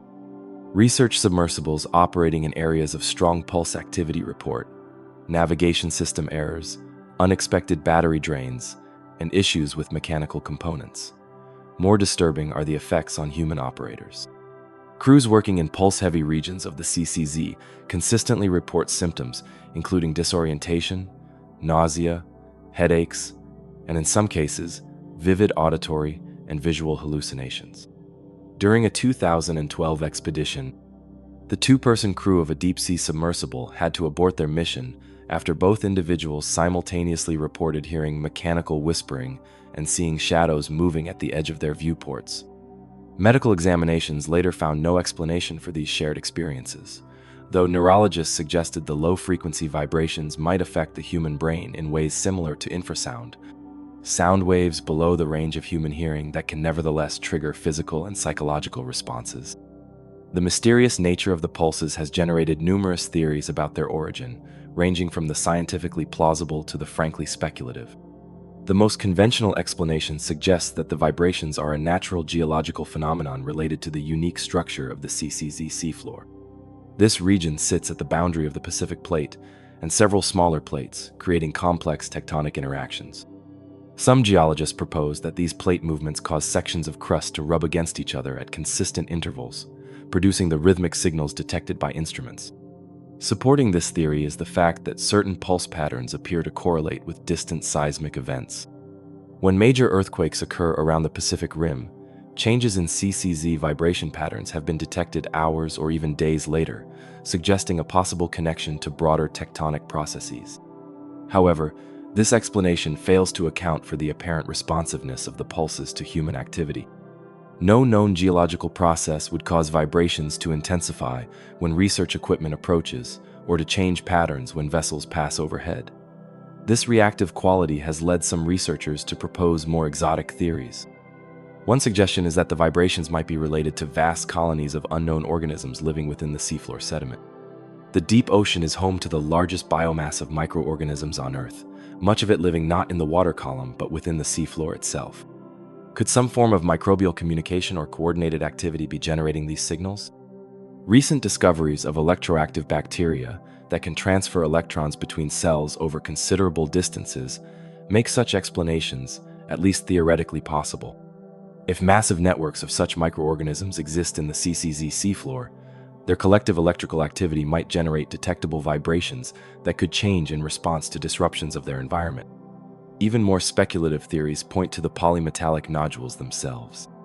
These formations, rich in conductive metals, might create a kind of natural battery effect when embedded in seafloor sediments with varying chemical compositions. Temperature differentials between sediment layers could theoretically generate electrical currents that, in turn, cause minute physical movements registered as vibrations. Some researchers have even proposed that the nodules might form a kind of distributed network, with electrical potentials flowing between them in patterns that create the observed vibration effects. If true, this would represent an entirely new form of geological electrical phenomenon never before documented on Earth. Perhaps most controversial are theories suggesting artificial origins for the vibrations. The CCZ's resource-rich seafloor has attracted interest not just from scientists, but from mining companies and government agencies worldwide. Some speculate that the pulses might be evidence of undisclosed experimental technology, perhaps a network of sensors or communication devices deployed by nations seeking to establish future claims to this valuable territory. While there's no credible evidence for such artificial sources, the difficulty of monitoring such a vast and remote region means that clandestine activities cannot be entirely ruled out. The depth and pressure of the CCZ environment would require highly advanced technology to operate there, but not beyond the theoretical capabilities of major world powers. What makes comprehensive investigation of the CCZ vibrations so challenging is the extreme environment in which they occur. At depths between 4,000 and 6,000 meters, the pressure exceeds 400 to 600 times that at sea level. Only the most sophisticated deep-sea submersibles can operate in these conditions, and even they can explore only tiny portions of the vast zone during each expensive expedition. The remoteness of the location compounds these difficulties. The CCZ lies days of sailing time from the nearest ports, making research missions logistically complex and prohibitively expensive. A comprehensive survey would require dozens of research vessels operating for years, resources far beyond what any single scientific institution can commit. The vibrations also seem to affect the very equipment designed to study them.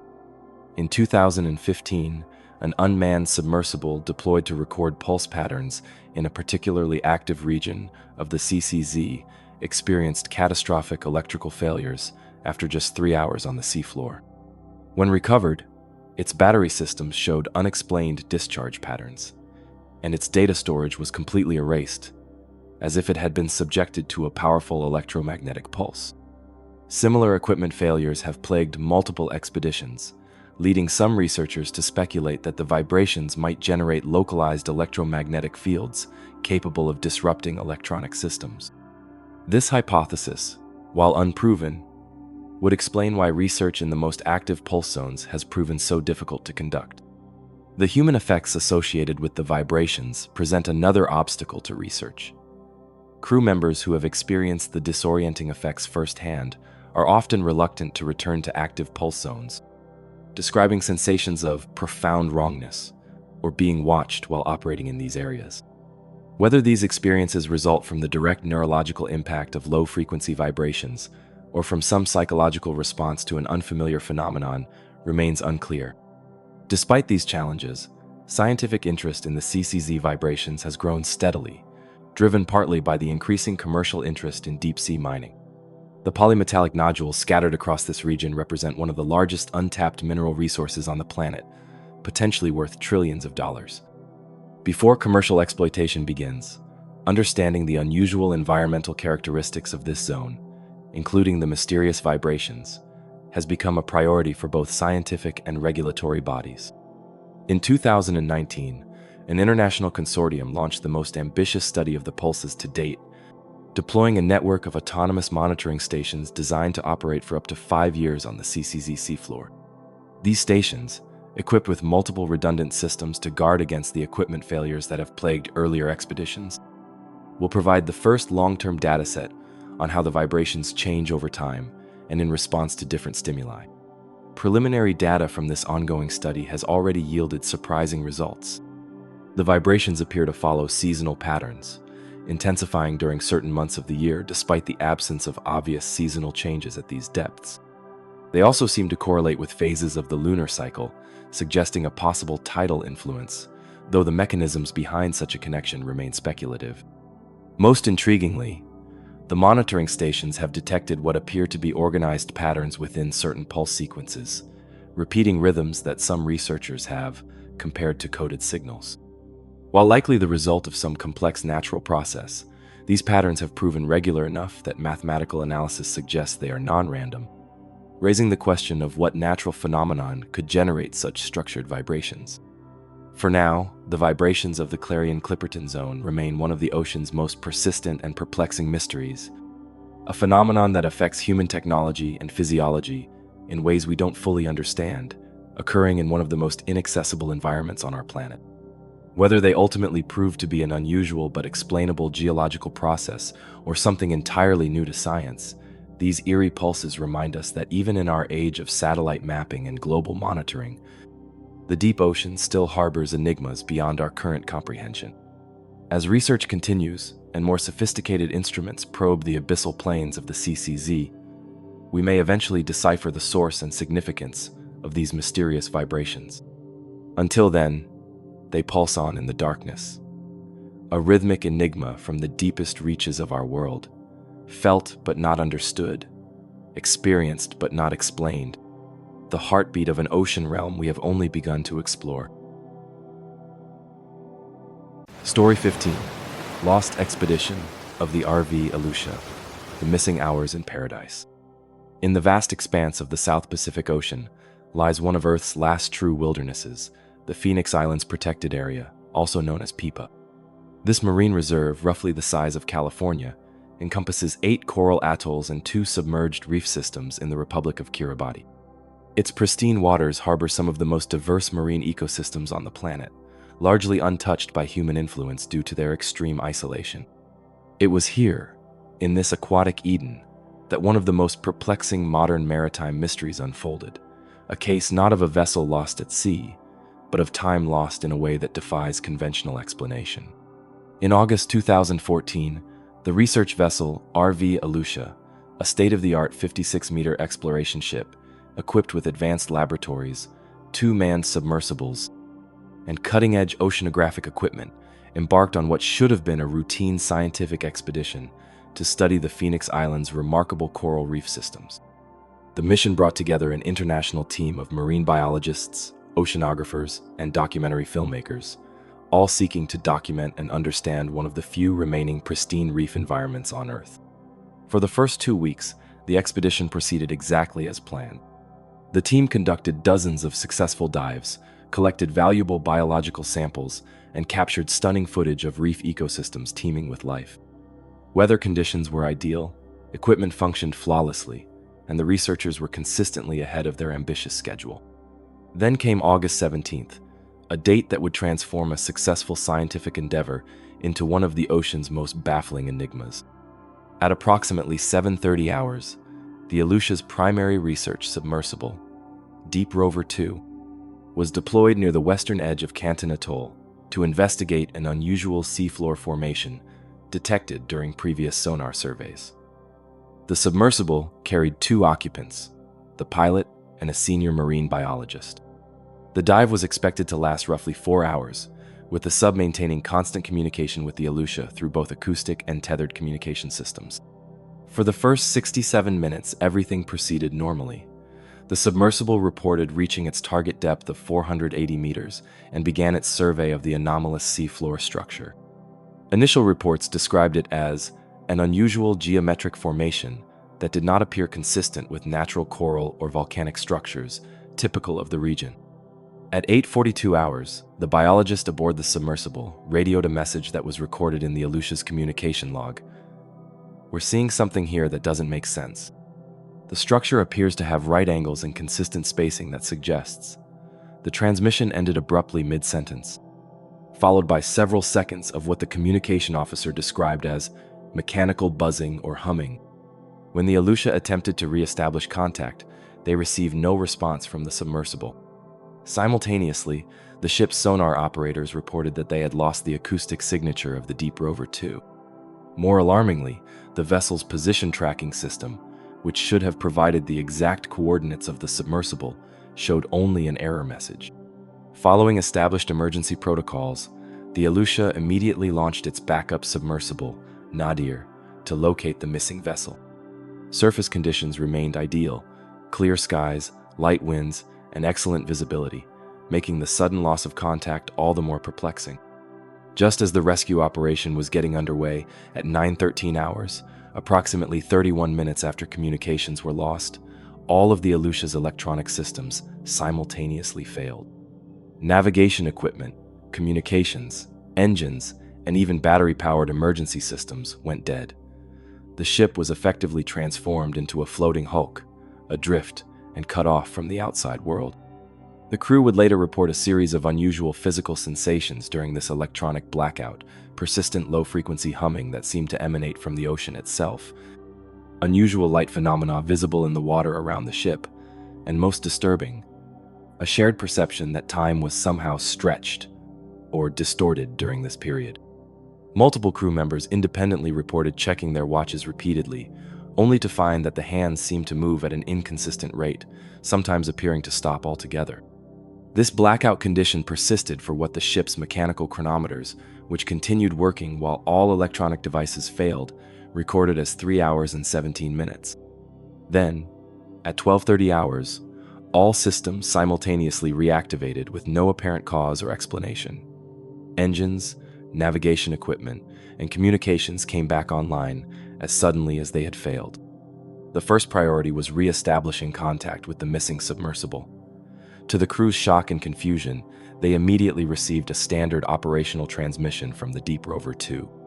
The submersible's occupants reported they were ascending from their survey dive and would be ready for recovery in approximately 20 minutes. They gave no indication of any communication gap or emergency situation. When the submersible was recovered and its crew debriefed, the mystery only deepened. According to the pilot and biologist, their dive had proceeded without incident. They had no awareness of any communication failure, and their onboard chronometers indicated the entire dive had lasted exactly the expected 4 hours. When told they had been out of contact for over 3 hours and were presumed missing, they responded with genuine confusion and disbelief. Even more perplexing, the camera equipment aboard the submersible contained approximately 4 hours of continuous footage, matching the crew's perception of the dive duration. This footage showed nothing unusual in terms of time gaps or unexplained phenomena. It simply depicted a normal, if scientifically interesting, survey of the seafloor formation, which appeared in the video as a natural coral structure with no unusual geometric properties. This created an irreconcilable discrepancy. The submersible crew experienced and documented a normal 4-hour dive, while the Alucia experienced a loss of contact for over 3 hours, followed by a mysterious ship-wide systems failure. Two groups of highly trained professionals with access to multiple timepieces and recording equipment somehow experienced the same period of time in fundamentally different ways. The expedition leaders made the decision to immediately terminate the mission and return to port in Fiji. As the Alucia sailed away from the Phoenix Islands, yet another inexplicable event occurred.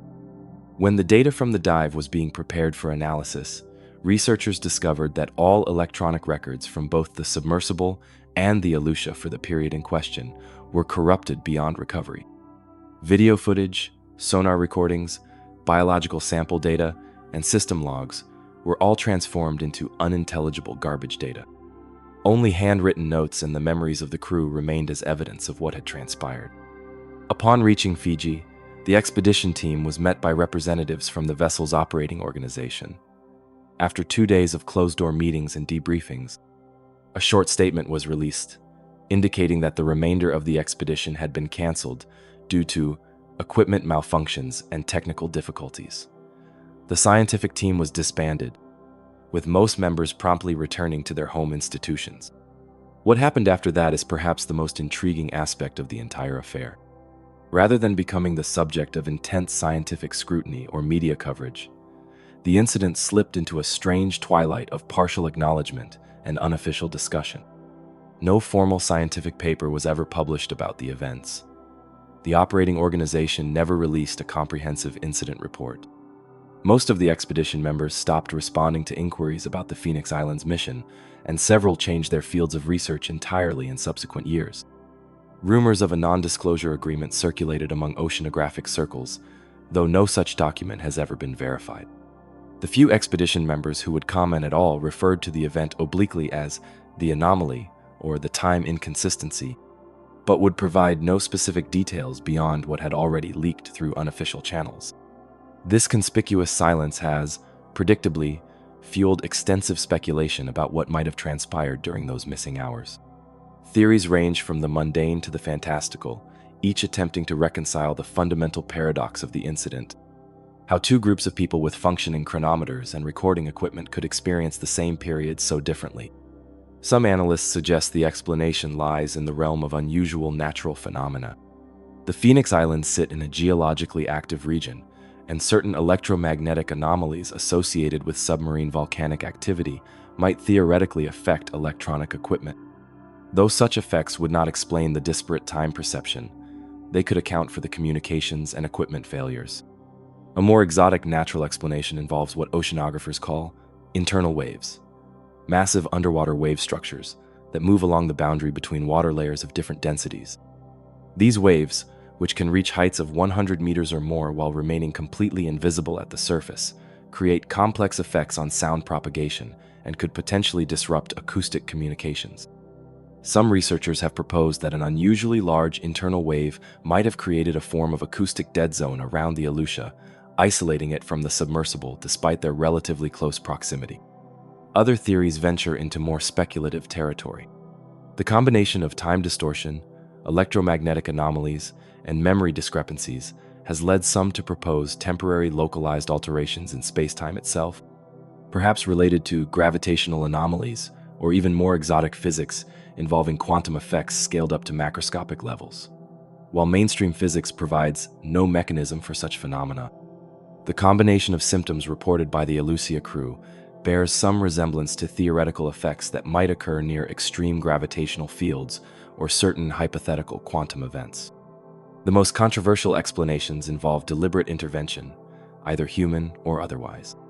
Some have suggested that the expedition may have inadvertently ventured into a classified testing area for advanced underwater technologies, triggering some form of defensive system designed to confuse or disable intruding vessels.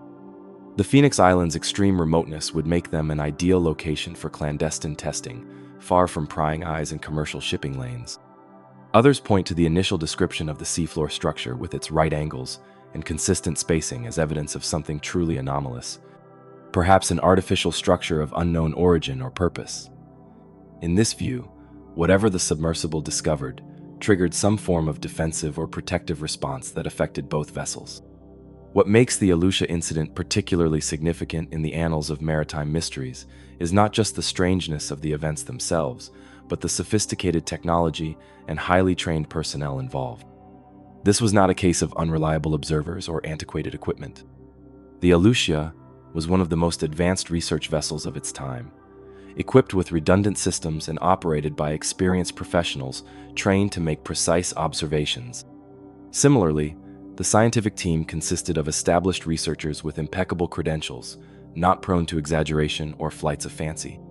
Yet despite the credibility of the witnesses and the presumed existence of extensive documentation, the incident has remained largely unexplored in official channels. No peer-reviewed analysis has been published. No formal investigation findings have been released.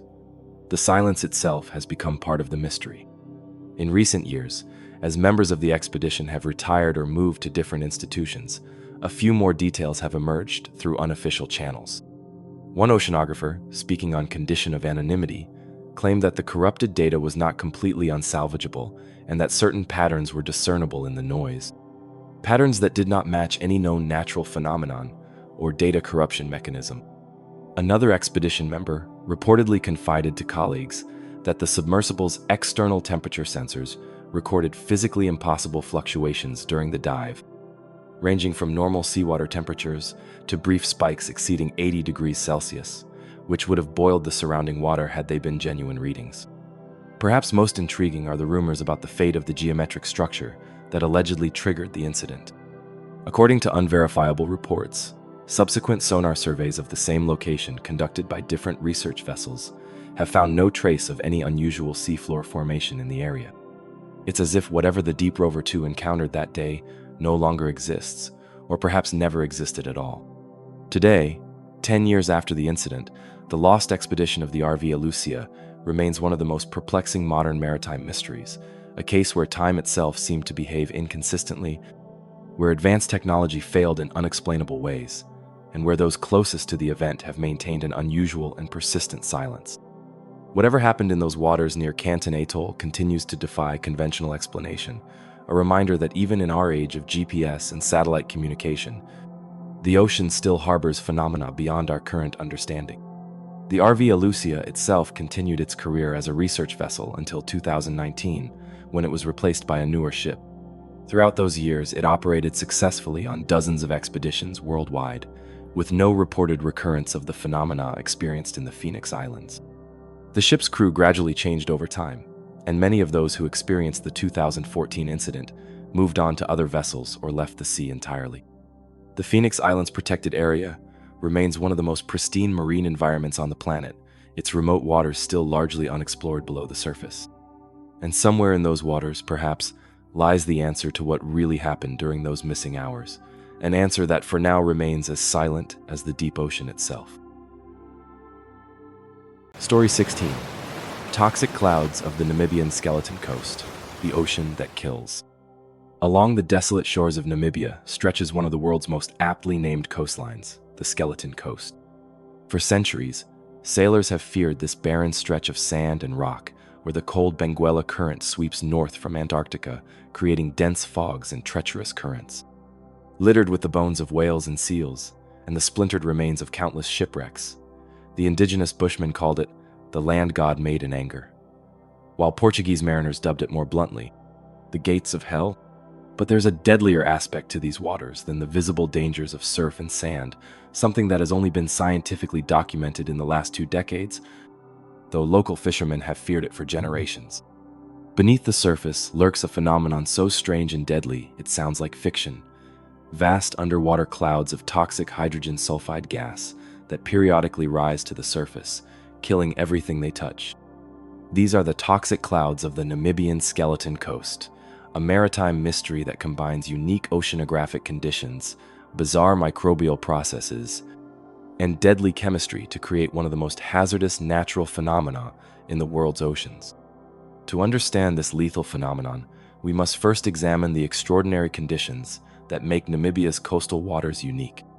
The Benguela Current creates one of the most productive upwelling systems on Earth, bringing nutrient-rich water from the deep ocean to the surface.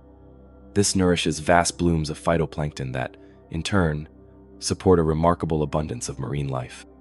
But this same upwelling system that generates such productivity also creates the conditions for death on a massive scale. When these countless microscopic organisms die, they sink to the seafloor and decompose. Normally, oxygen in the water would allow this organic matter to break down through aerobic processes. However, the unique seafloor topography and current patterns of the Benguela system create a zone of water that's effectively cut off from oxygen replenishment. In these oxygen-depleted depths, specialized anaerobic bacteria take over the decomposition process. Instead of using oxygen, these microorganisms use sulfate from seawater in their metabolic processes, producing hydrogen sulfide as a waste product. Over time, extraordinary quantities of this toxic gas accumulate in the sediments and bottom waters of the Namibian shelf. Hydrogen sulfide is not a benign compound. It's the same gas that gives rotten eggs their characteristic smell, but at higher concentrations, it becomes both odorless and lethal. The gas is toxic even in small amounts, causing irritation to the eyes and respiratory system at low concentrations, and rapid unconsciousness and death at higher levels. It's also corrosive, reacting with metals and damaging electronic equipment. Perhaps most insidiously, it's heavier than air or water, causing it to flow downward into enclosed spaces, such as a ship's hull or a submarine's interior, where it can become concentrated to deadly levels. Under normal circumstances, the poisonous gas remains trapped in the sediment and deep waters offshore, but the Namibian coastal system is anything but normal. Here, complex interactions between wind patterns, current flows, and underwater topography can occasionally force these toxic bottom waters up toward the surface in what oceanographers call a sulfur eruption. The first documented large-scale sulfur eruption was observed by satellite in 2001, revealing a startling sight. Vast areas of the ocean off Namibia had turned a milky turquoise color, covering an area larger than the country of Israel. Subsequent research cruises confirmed what was happening. Massive amounts of hydrogen sulfide were erupting from the seafloor, rising through the water column, and reacting with oxygen near the surface to create pure elemental sulfur, which gave the water its distinctive color. But it's not the aesthetic change that makes these events so dangerous. It's what happens when the gas reaches the surface and is released into the air. Under certain conditions, particularly when calm seas and low winds prevent rapid dispersal, the hydrogen sulfide can form a toxic fog that hovers just above the water's surface. This poisonous cloud, often hidden within the region's natural fog banks, can drift towards land or envelop vessels that unwittingly sail into the affected area. The consequences for marine life caught in these eruptions are dire and immediate. Fish suffocate by the millions when the toxic water rises, their silver bodies carpeting the ocean surface in scenes that local fishermen describe as the sea turning inside out. Even large marine creatures are not immune. In 2010, a sulfur eruption near Walvis Bay killed hundreds of seals whose colony was overcome before they could escape the noxious cloud. More alarming are the emerging accounts of human impacts. In 2008, the crew of a small fishing vessel reported sailing into what they initially thought was a standard fog bank, approximately 40 kilometers offshore. Within minutes, crew members began experiencing burning eyes, respiratory distress, and disorientation. The vessel's aluminum outfitting showed visible corrosion patterns when they reached port, and electronic systems failed in the weeks following the incident. Marine chemists who analyzed samples from the boat confirmed toxic sulfide exposure. A more serious incident occurred in 2014, though details remain partially classified due to military sensitivities. A submarine from a European nation, widely believed to be Germany though never officially confirmed, reported an emergency after conducting training exercises off the Namibian coast. The vessel surfaced rapidly, breaking standard protocols, and several crew members required medical evacuation for what was officially termed atmospheric contamination injuries.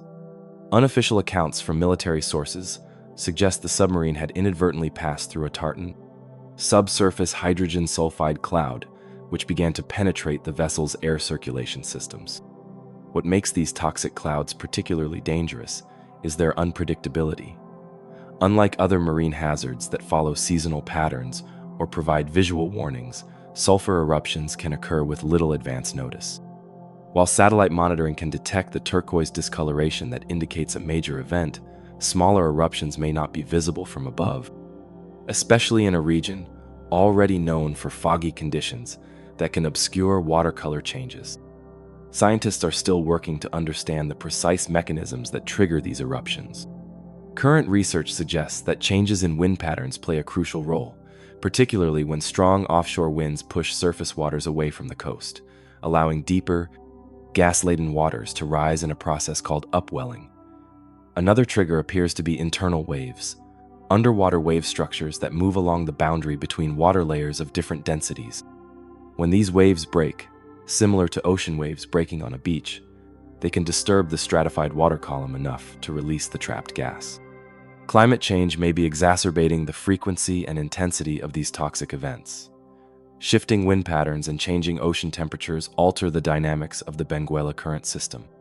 Some models suggest that hydrogen sulfide eruptions could become more common along the Skeleton Coast as global climate patterns continue to shift, potentially expanding to coastal regions that have not historically experienced these deadly phenomena. The geographic extent of the danger zone is substantial. While the most intense eruptions typically occur along a 400-kilometer stretch of coastline between Walvis Bay and the Cunene River, satellite observations have detected sulfur discoloration as far south as the South African border and as far as 150 kilometers offshore. This creates a potential hazard area of approximately 60,000 square kilometers, larger than the Netherlands or Switzerland. For vessels operating in these waters, the threat is multifaceted. Beyond the immediate danger to crew health, hydrogen sulfide poses serious risks to ship systems. The gas rapidly corrodes many metals, particularly copper components in electronic systems. It can render air monitoring equipment useless by poisoning the sensors designed to detect dangerous atmospheres. Perhaps most concerning for modern vessels, it can infiltrate sealed engine spaces through ventilation systems, potentially causing engine failure in areas where rescue capabilities are extremely limited. Despite these dangers, the waters off the Skeleton Coast remain active with shipping traffic, fishing vessels, and even tourism operations. The port of Walvis Bay serves as Namibia's primary maritime hub, handling approximately 3,000 vessel calls annually. Additionally, offshore diamond mining operations employ specialized vessels that essentially vacuum the seabed, inadvertently disturbing the very sediments where hydrogen sulfide accumulates. What protective measures exist for those who must venture into these treacherous waters? The Namibian government has established a rudimentary warning system that includes satellite monitoring and aerial reconnaissance to identify active sulfur eruptions. Commercial vessels are advised to avoid discolored water and to be particularly cautious during periods of changing wind patterns. Fishing boats are increasingly equipped with hydrogen sulfide detectors, similar to those used in industrial settings where the gas presents a known hazard.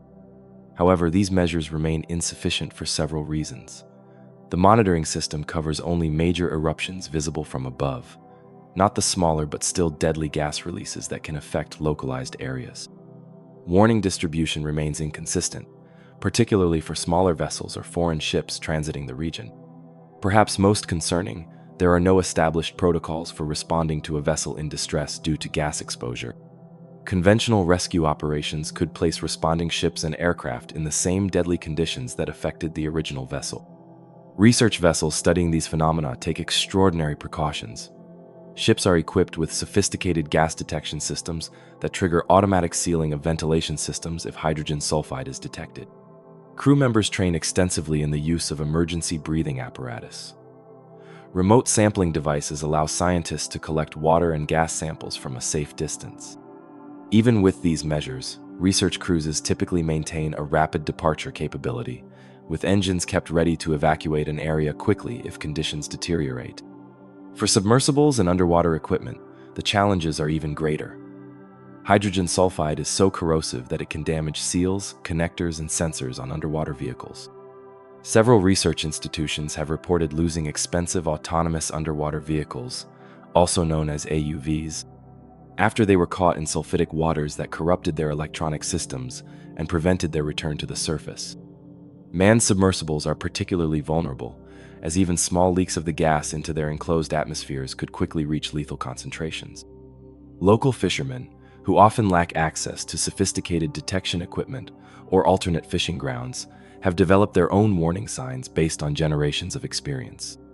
They watch for unusual bird behavior, particularly the sudden departure of seabirds from an area. They note watercolor changes, especially milky turquoise patches or strange purple-brown sheens on the water's surface. Some even report being able to detect subtle changes in the smell of sea spray before concentrations reach dangerous levels, though relying on odor is extremely dangerous, as the human nose quickly becomes desensitized to hydrogen sulfide, creating a false sense of security as concentrations rise to lethal levels. Perhaps the most disturbing aspect of this marine hazard is how it seems to be expanding. Recent research cruises have detected increasing hydrogen sulfide concentrations in previously unaffected areas, particularly northward along the Angolan coast. Some oceanographers hypothesize that as climate change alters ocean circulation patterns and increases water temperatures, the conditions that create and trap the toxic gas may spread to new regions, potentially creating dead zones in previously productive fishing areas. There's also emerging evidence that the gas doesn't just emerge in dramatic eruptions. Continuous low-level seepage appears to occur along much of the Skeleton Coast, creating a persistent, if less concentrated, toxic zone in nearshore waters. This chronic exposure may be contributing to localized ecosystem changes and could present long-term health risks for coastal communities, though comprehensive studies of these effects remain limited. For scientists, the toxic clouds of the Namibian Skeleton Coast represent not just a dangerous natural phenomenon, but a window into Earth's ancient past. The current conditions in the Benguela upwelling system bear striking similarities to what geologists believe occurred during several mass extinction events in Earth's history, particularly the Permian extinction, approximately 252 million years ago, when hydrogen sulfide eruptions from anoxic oceans are thought to have played a major role in wiping out more than 90% of marine species and 70% of terrestrial vertebrate species. By studying the mechanisms and effects of today's sulfur eruptions, researchers hope to better understand these ancient catastrophes and the biological resilience that allowed some species to survive while others perished. This research also has implications for understanding potential habitability conditions on other worlds, as similar chemical processes may occur in the subsurface oceans of moons like Europa or Enceladus. For now, the toxic clouds of the Namibian skeleton coast remain one of the ocean's most dangerous and unpredictable phenomena, invisible killers lurking beneath deceptively beautiful turquoise waters, ready to rise without warning and claim whatever life they encounter. In a maritime region already infamous for the bones and shipwrecks that line its shores, these deadly eruptions add a new and more sinister hazard, one that can kill without leaving even the remnants of its victims behind. The local bushmen may have been more prescient than they knew when they named this the land God made in anger. For in these waters, nature has crafted a truly perfect killer, one that can't be seen until it's too late, that leaves no trace of its passing, and that transforms the life-giving sea into a poisonous grave for anything unfortunate enough to be caught when the depths release their deadly breath. Story 17. Sinking of the MV Derbyshire, the ship that should not have sunk.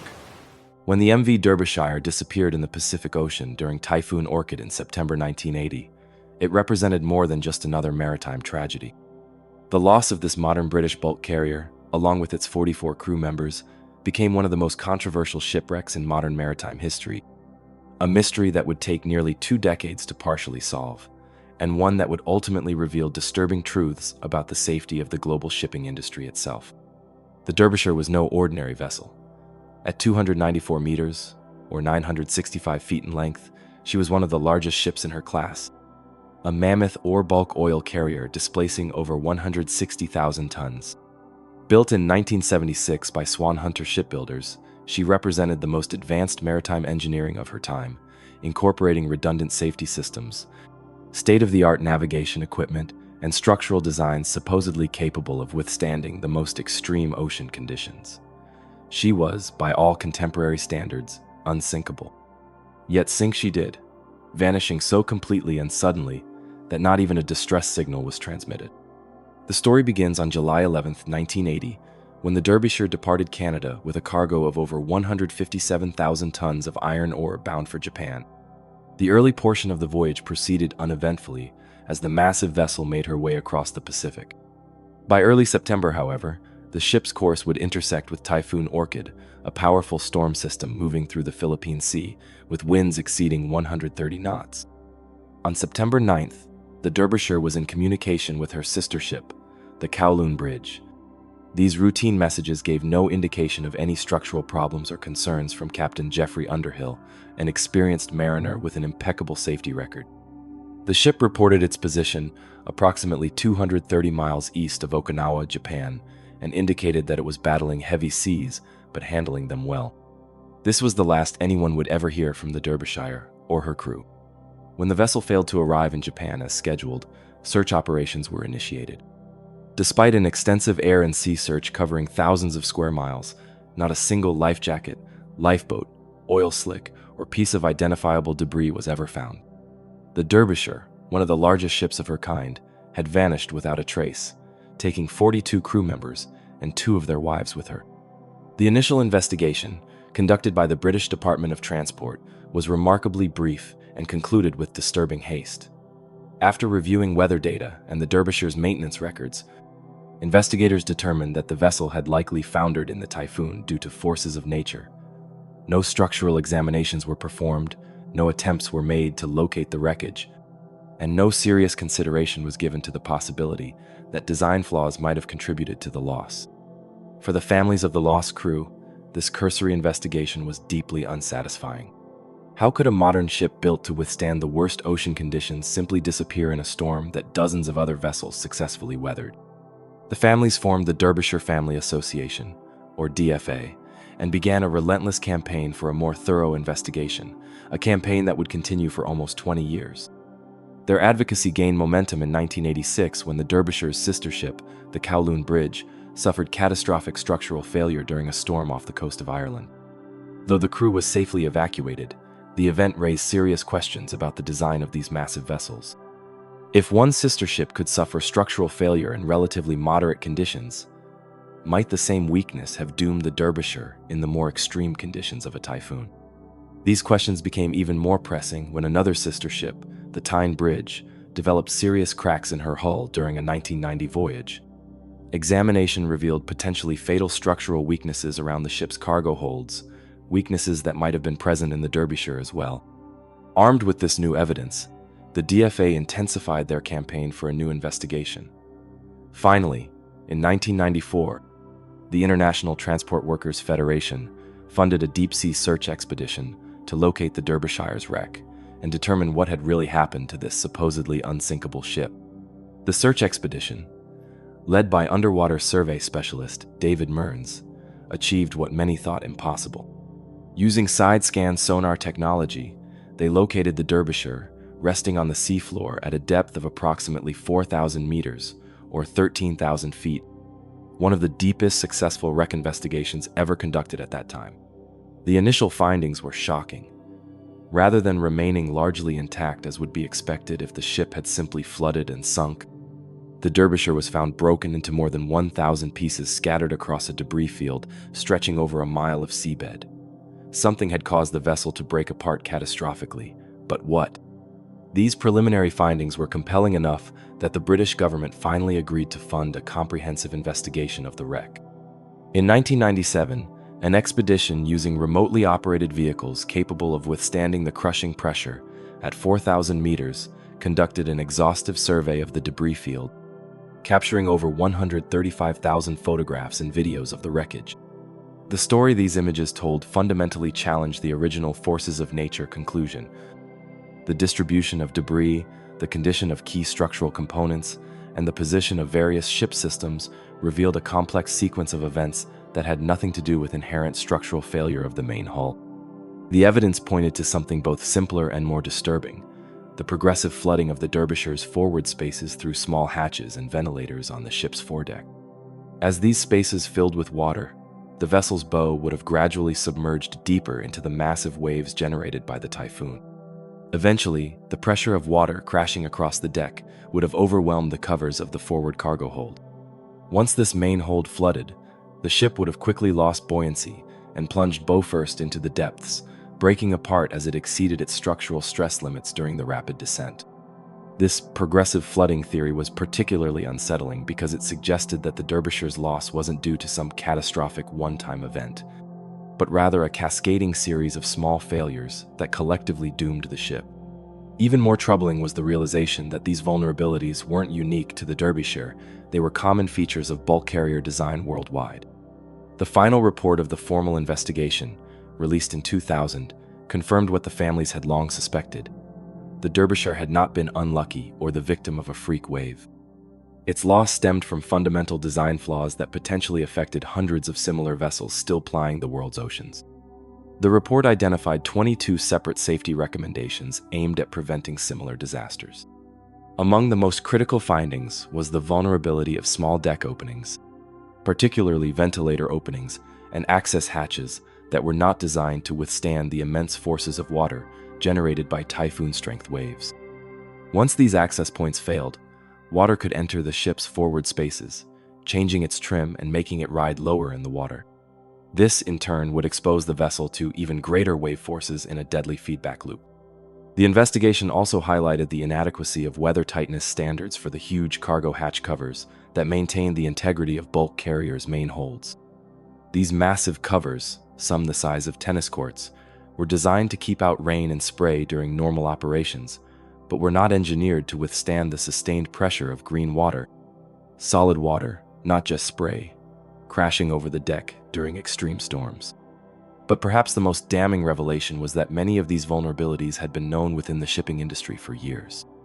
In the pursuit of economic efficiency, vessels had been designed with minimal freeboard, the distance between the waterline and the main deck, increasing their cargo capacity but also making them more vulnerable to flooding in heavy seas.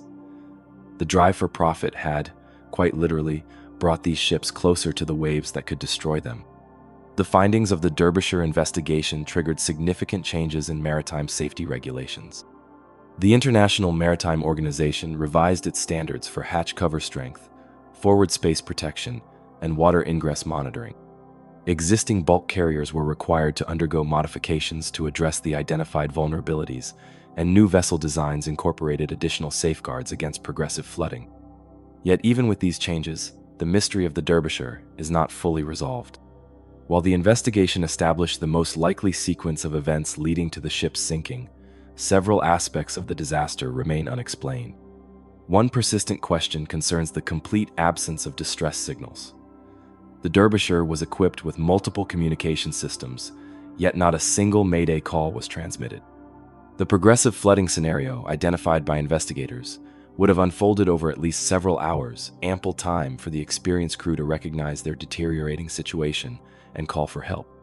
Why, then, was there only silence? Some maritime experts have suggested that the ship's electrical systems might have failed early in the incident, perhaps due to flooding in forward spaces containing power distribution equipment.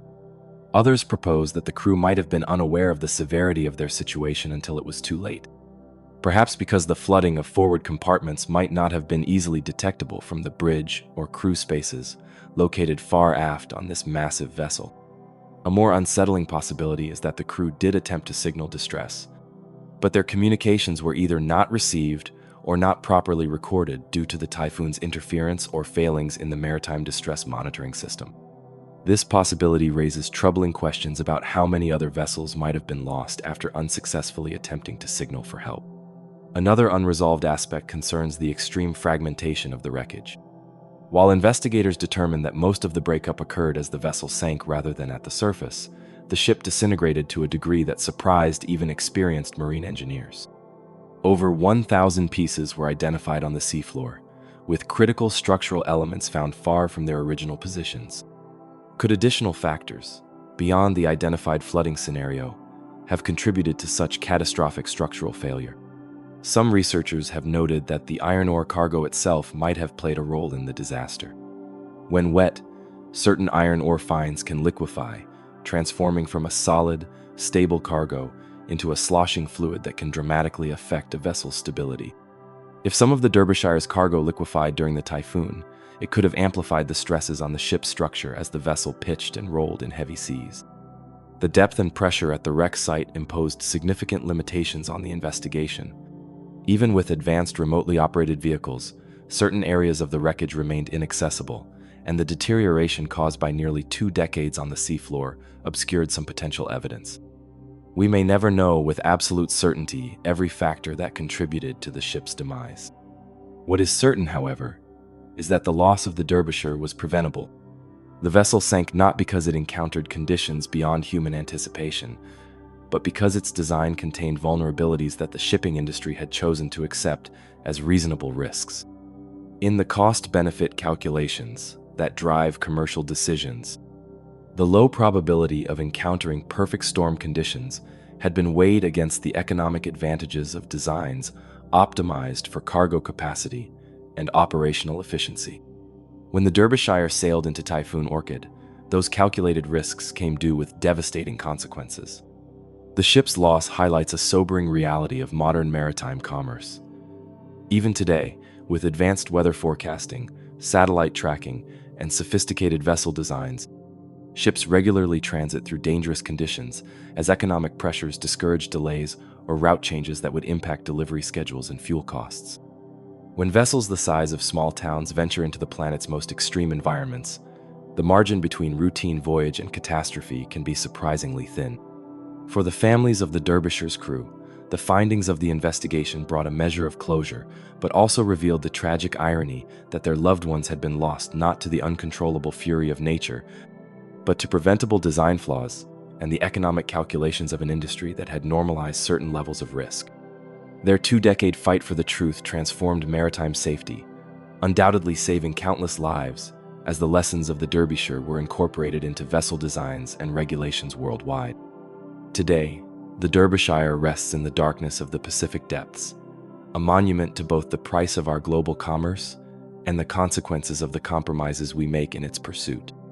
The scattered remains of this massive ship serve as a humbling reminder that even in our modern age of engineering marvels, the sea retains the capacity to find and exploit every weakness, every oversight, every calculation that errs on the side of economy rather than safety. The ocean keeps its own ledger of risk and consequence, and as the Derbyshire demonstrated, it collects its debts in full. Story 18. Phantom Structures of the Bellingshausen Sea. Architecture in the Abyss. Beneath the frigid waters off Antarctica's western coast lies a mystery so profound it challenges our understanding of both history and possibility. Hidden under more than 5,000 meters of the Bellingshausen Sea, peculiar formations rise from the seafloor, geometric anomalies that appear too regular, too symmetrical, and too organized to be natural geological features. Yet they exist in one of Earth's most inaccessible regions, a place where human presence has been limited to the briefest visits of the modern age.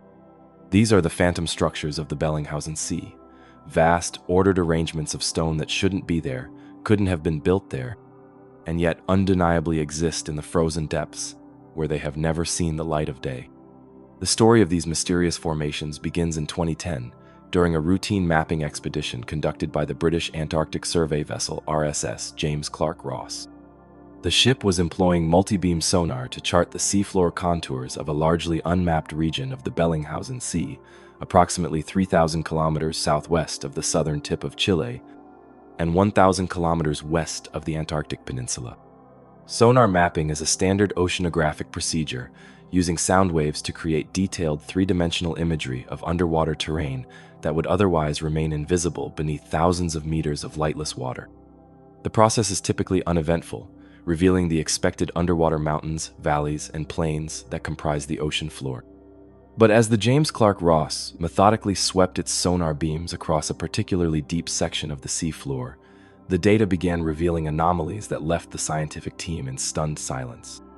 Rising from the abyssal plain at a depth of 5,482 meters were what appeared to be massive rectilinear structures, straight lines, right angles, and geometric patterns that stretched for several kilometers across the ocean floor. The formations appeared to include platforms, terraced features, and arrangements that bore unsettling resemblance to the fundamental elements of architecture: walls, courtyards, and connected chambers. Initially, the scientists assumed they were witnessing a technical malfunction. Sonar systems can produce artifacts and false readings, particularly in extreme environments. The equipment was recalibrated, and the ship circled back to rescan the area. The results were identical. The geometric anomalies remained, their sharp angles and organized patterns contrasting starkly with the random contours of the surrounding natural seafloor. With mounting excitement and skepticism, the expedition altered its planned route to conduct more detailed scans of the site.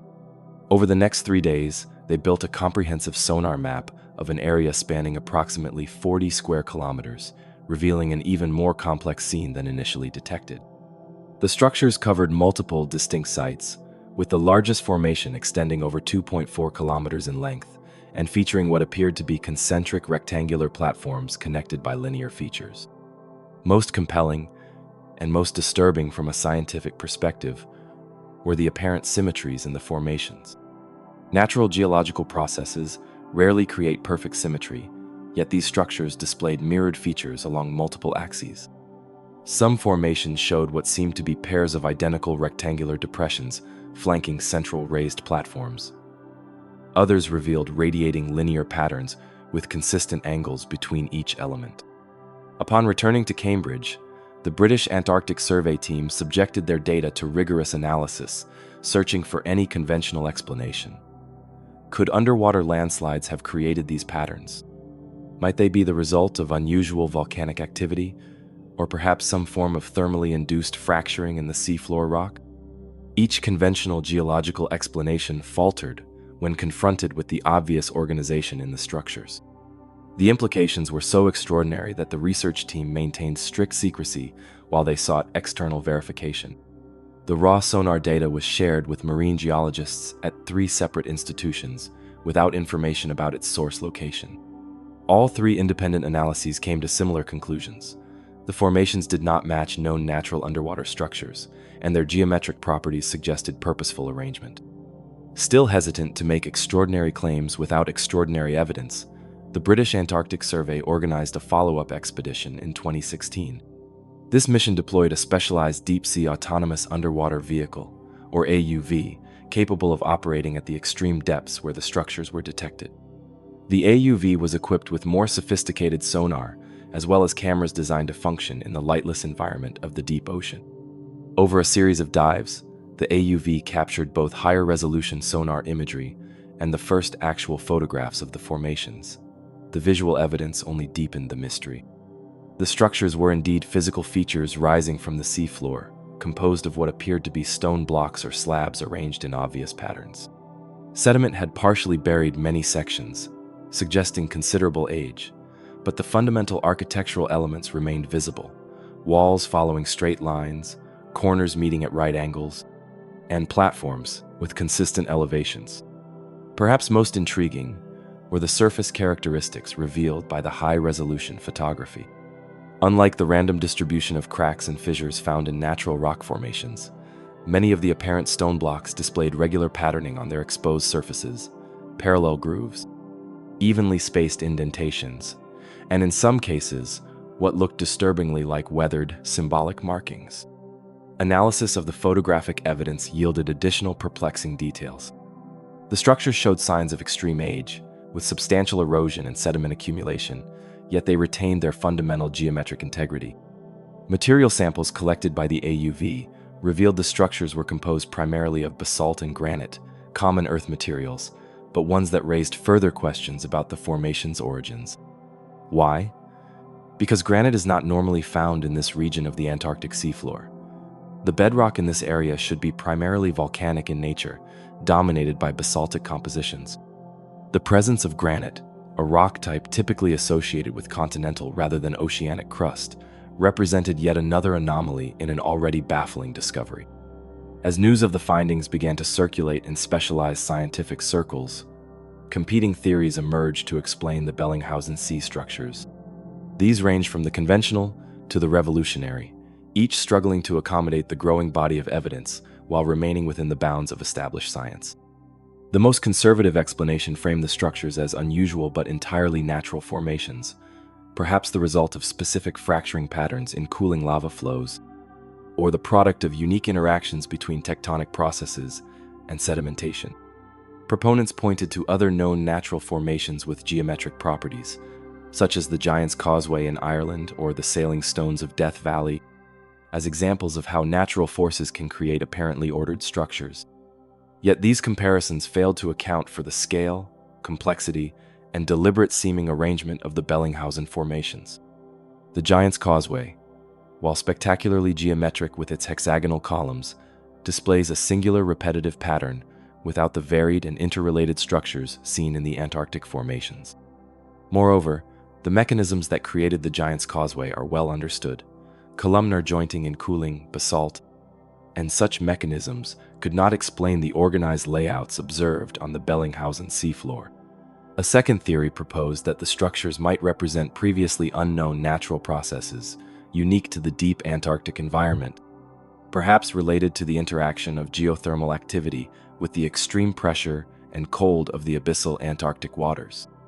This theory suggested that what appeared to be architectural features might be the result of uniquely Antarctic geophysical processes that have no analog in more thoroughly studied oceanic environments. The problem with this explanation was its essentially circular nature. It proposed unknown natural processes to explain unknown structures without providing a testable mechanism or similar examples from other environments. It was less a scientific theory than a placeholder for one. A third, more radical proposition suggested that the structures might indeed be artificial, but not of conventional human origin. This theory pointed to the extreme age of the formations, their presence in a location that would have been above sea level during the last ice age when sea levels were much lower, and the possibility that Antarctica's ice-free history extended further back than conventionally understood. According to this view, the structures could represent the remains of a previously unknown ancient civilization that existed in Antarctica during a warm period in Earth's history, perhaps during the Pliocene epoch, 5.3 to 2.6 million years ago, when parts of Antarctica were indeed ice-free, with temperatures potentially warm enough to support advanced human cultures. This theory, while enormously controversial, drew support from certain anomalies in Antarctic geology and paleoclimate records. Core samples have revealed that parts of Antarctica supported temperate forests as recently as 2 to 3 million years ago, with temperatures significantly warmer than today's frozen wasteland. If early human ancestors had somehow reached the continent during such a period, they would have found environments potentially capable of supporting settlement. However, this explanation faced a devastating objection: the established timeline of human evolution. The earliest known stone tools date to approximately 2.6 million years ago in East Africa, and these represent extremely primitive technology, nothing approaching the architectural sophistication necessary to create the Bellingshausen structures. Modern humans, Homo sapiens, evolved only around 300,000 years ago, long after Antarctica had become the frozen continent we know today. Some proponents of the ancient civilization theory attempted to resolve this contradiction by proposing a completely unknown branch of hominin evolution that developed in isolation on Antarctica, or suggesting that conventional understanding of human technological development might be incomplete.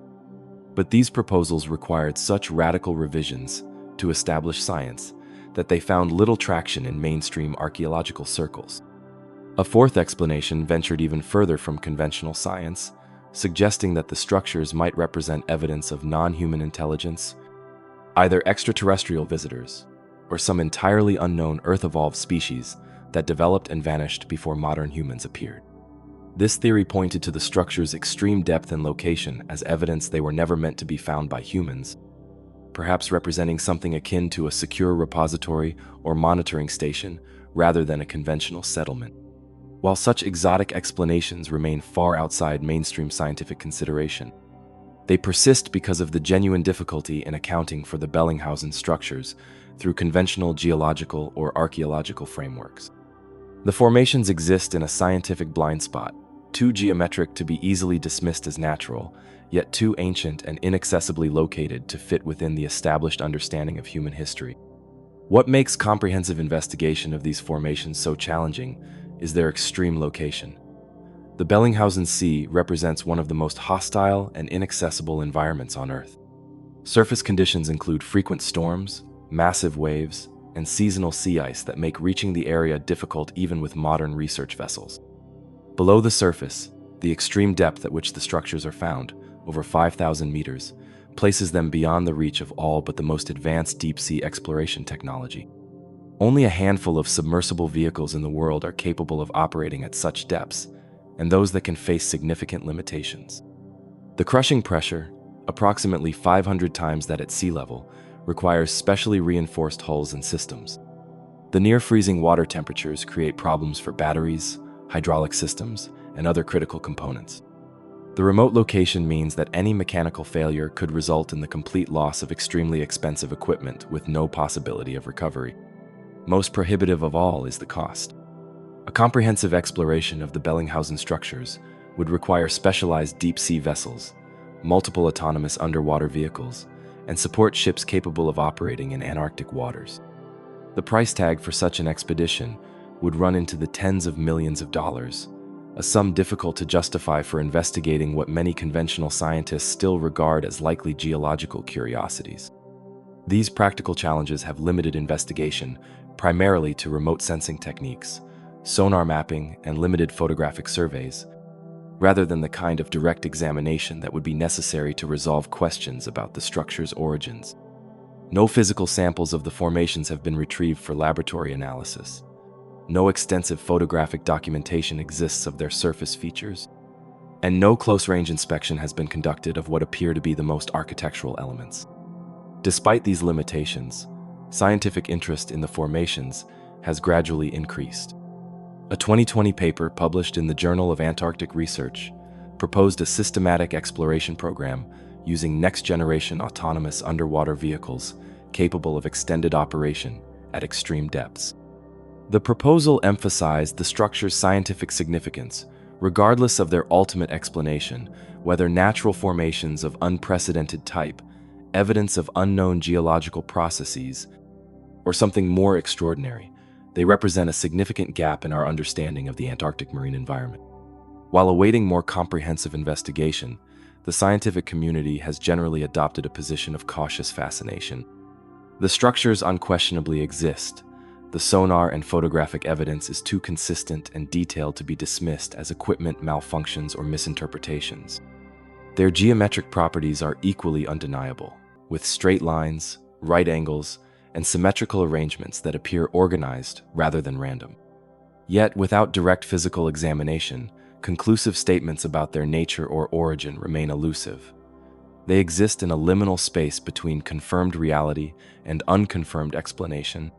Phantom structures in both the literal sense of their ghostly appearance in sonar images and the metaphorical sense of their uncertain place in our understanding of the world. Perhaps the most thought-provoking aspect of the Bellingshausen structures is how they challenge our assumptions about discovery in the modern age.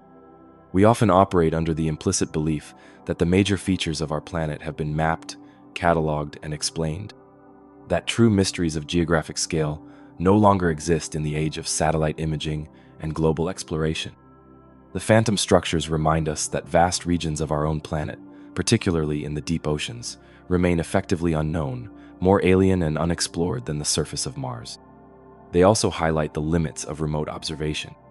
Despite all our advanced technology, sonar systems, submarine drones, digital cameras, there remains an unbridgeable gap between detecting unusual features and understanding them. Some mysteries can only be resolved through direct physical examination, through human eyes on site and human hands collecting samples, approaches that remain extraordinarily difficult in the extreme environments of the deep ocean. For now, the phantom structures of the Bellingshausen Sea remain one of Earth's most tantalizing enigmas, geometric patterns in stone, arranged with apparent purpose, lying in eternal darkness beneath one of the planet's most hostile seas. They await either the technological advances that will make comprehensive exploration possible or the theoretical breakthrough that will explain their existence through known natural processes. Until that time, they exist as a humbling reminder of how much remains unknown even on our home planet, features that shouldn't exist according to conventional understanding, yet undeniably do, challenging us to expand the boundaries of what we consider possible in the depths of Earth's most remote and inaccessible regions. As we conclude our journey through the ocean's most dangerous mysteries, we're reminded that for all our technological advancement, the world's oceans remain Earth's final frontier, a realm where the line between myth and reality blurs with the horizon. The sea keeps her secrets well. From the silent zone where sound vanishes without explanation to phantom currents that drag ships under without warning, from ghostly lights beneath the Sargasso Sea to ancient structures in the Antarctic depths that shouldn't exist, these enigmas challenge our understanding of what we think we know. In an age of satellite tracking and instant communication, it's humbling to acknowledge that ships and submarines can still vanish without trace, that phenomena still occur that science struggles to explain, and that vast regions of our oceans remain more alien and unexplored than the surface of Mars. These mysteries serve as powerful reminders that wonder still exists in our world, that the map still contains regions marked "Here be dragons," and that nature still holds secrets beyond our current comprehension. In the depths, there remain questions without Google answers and phenomena without easy explanations. Thank you for diving into these dangerous ocean mysteries with me. If you've been captivated by these marine enigmas, don't let yourself drift away just yet. Drop anchor and hit that subscribe button. It's your lifeline to more explorations into the unknown. Each new subscriber helps our channel navigate the treacherous algorithms of YouTube, keeping these fascinating stories afloat. Until our next adventure, may your curiosity remain boundless, and remember, the greatest mysteries often lie just beyond the horizon, waiting for the brave to seek them out.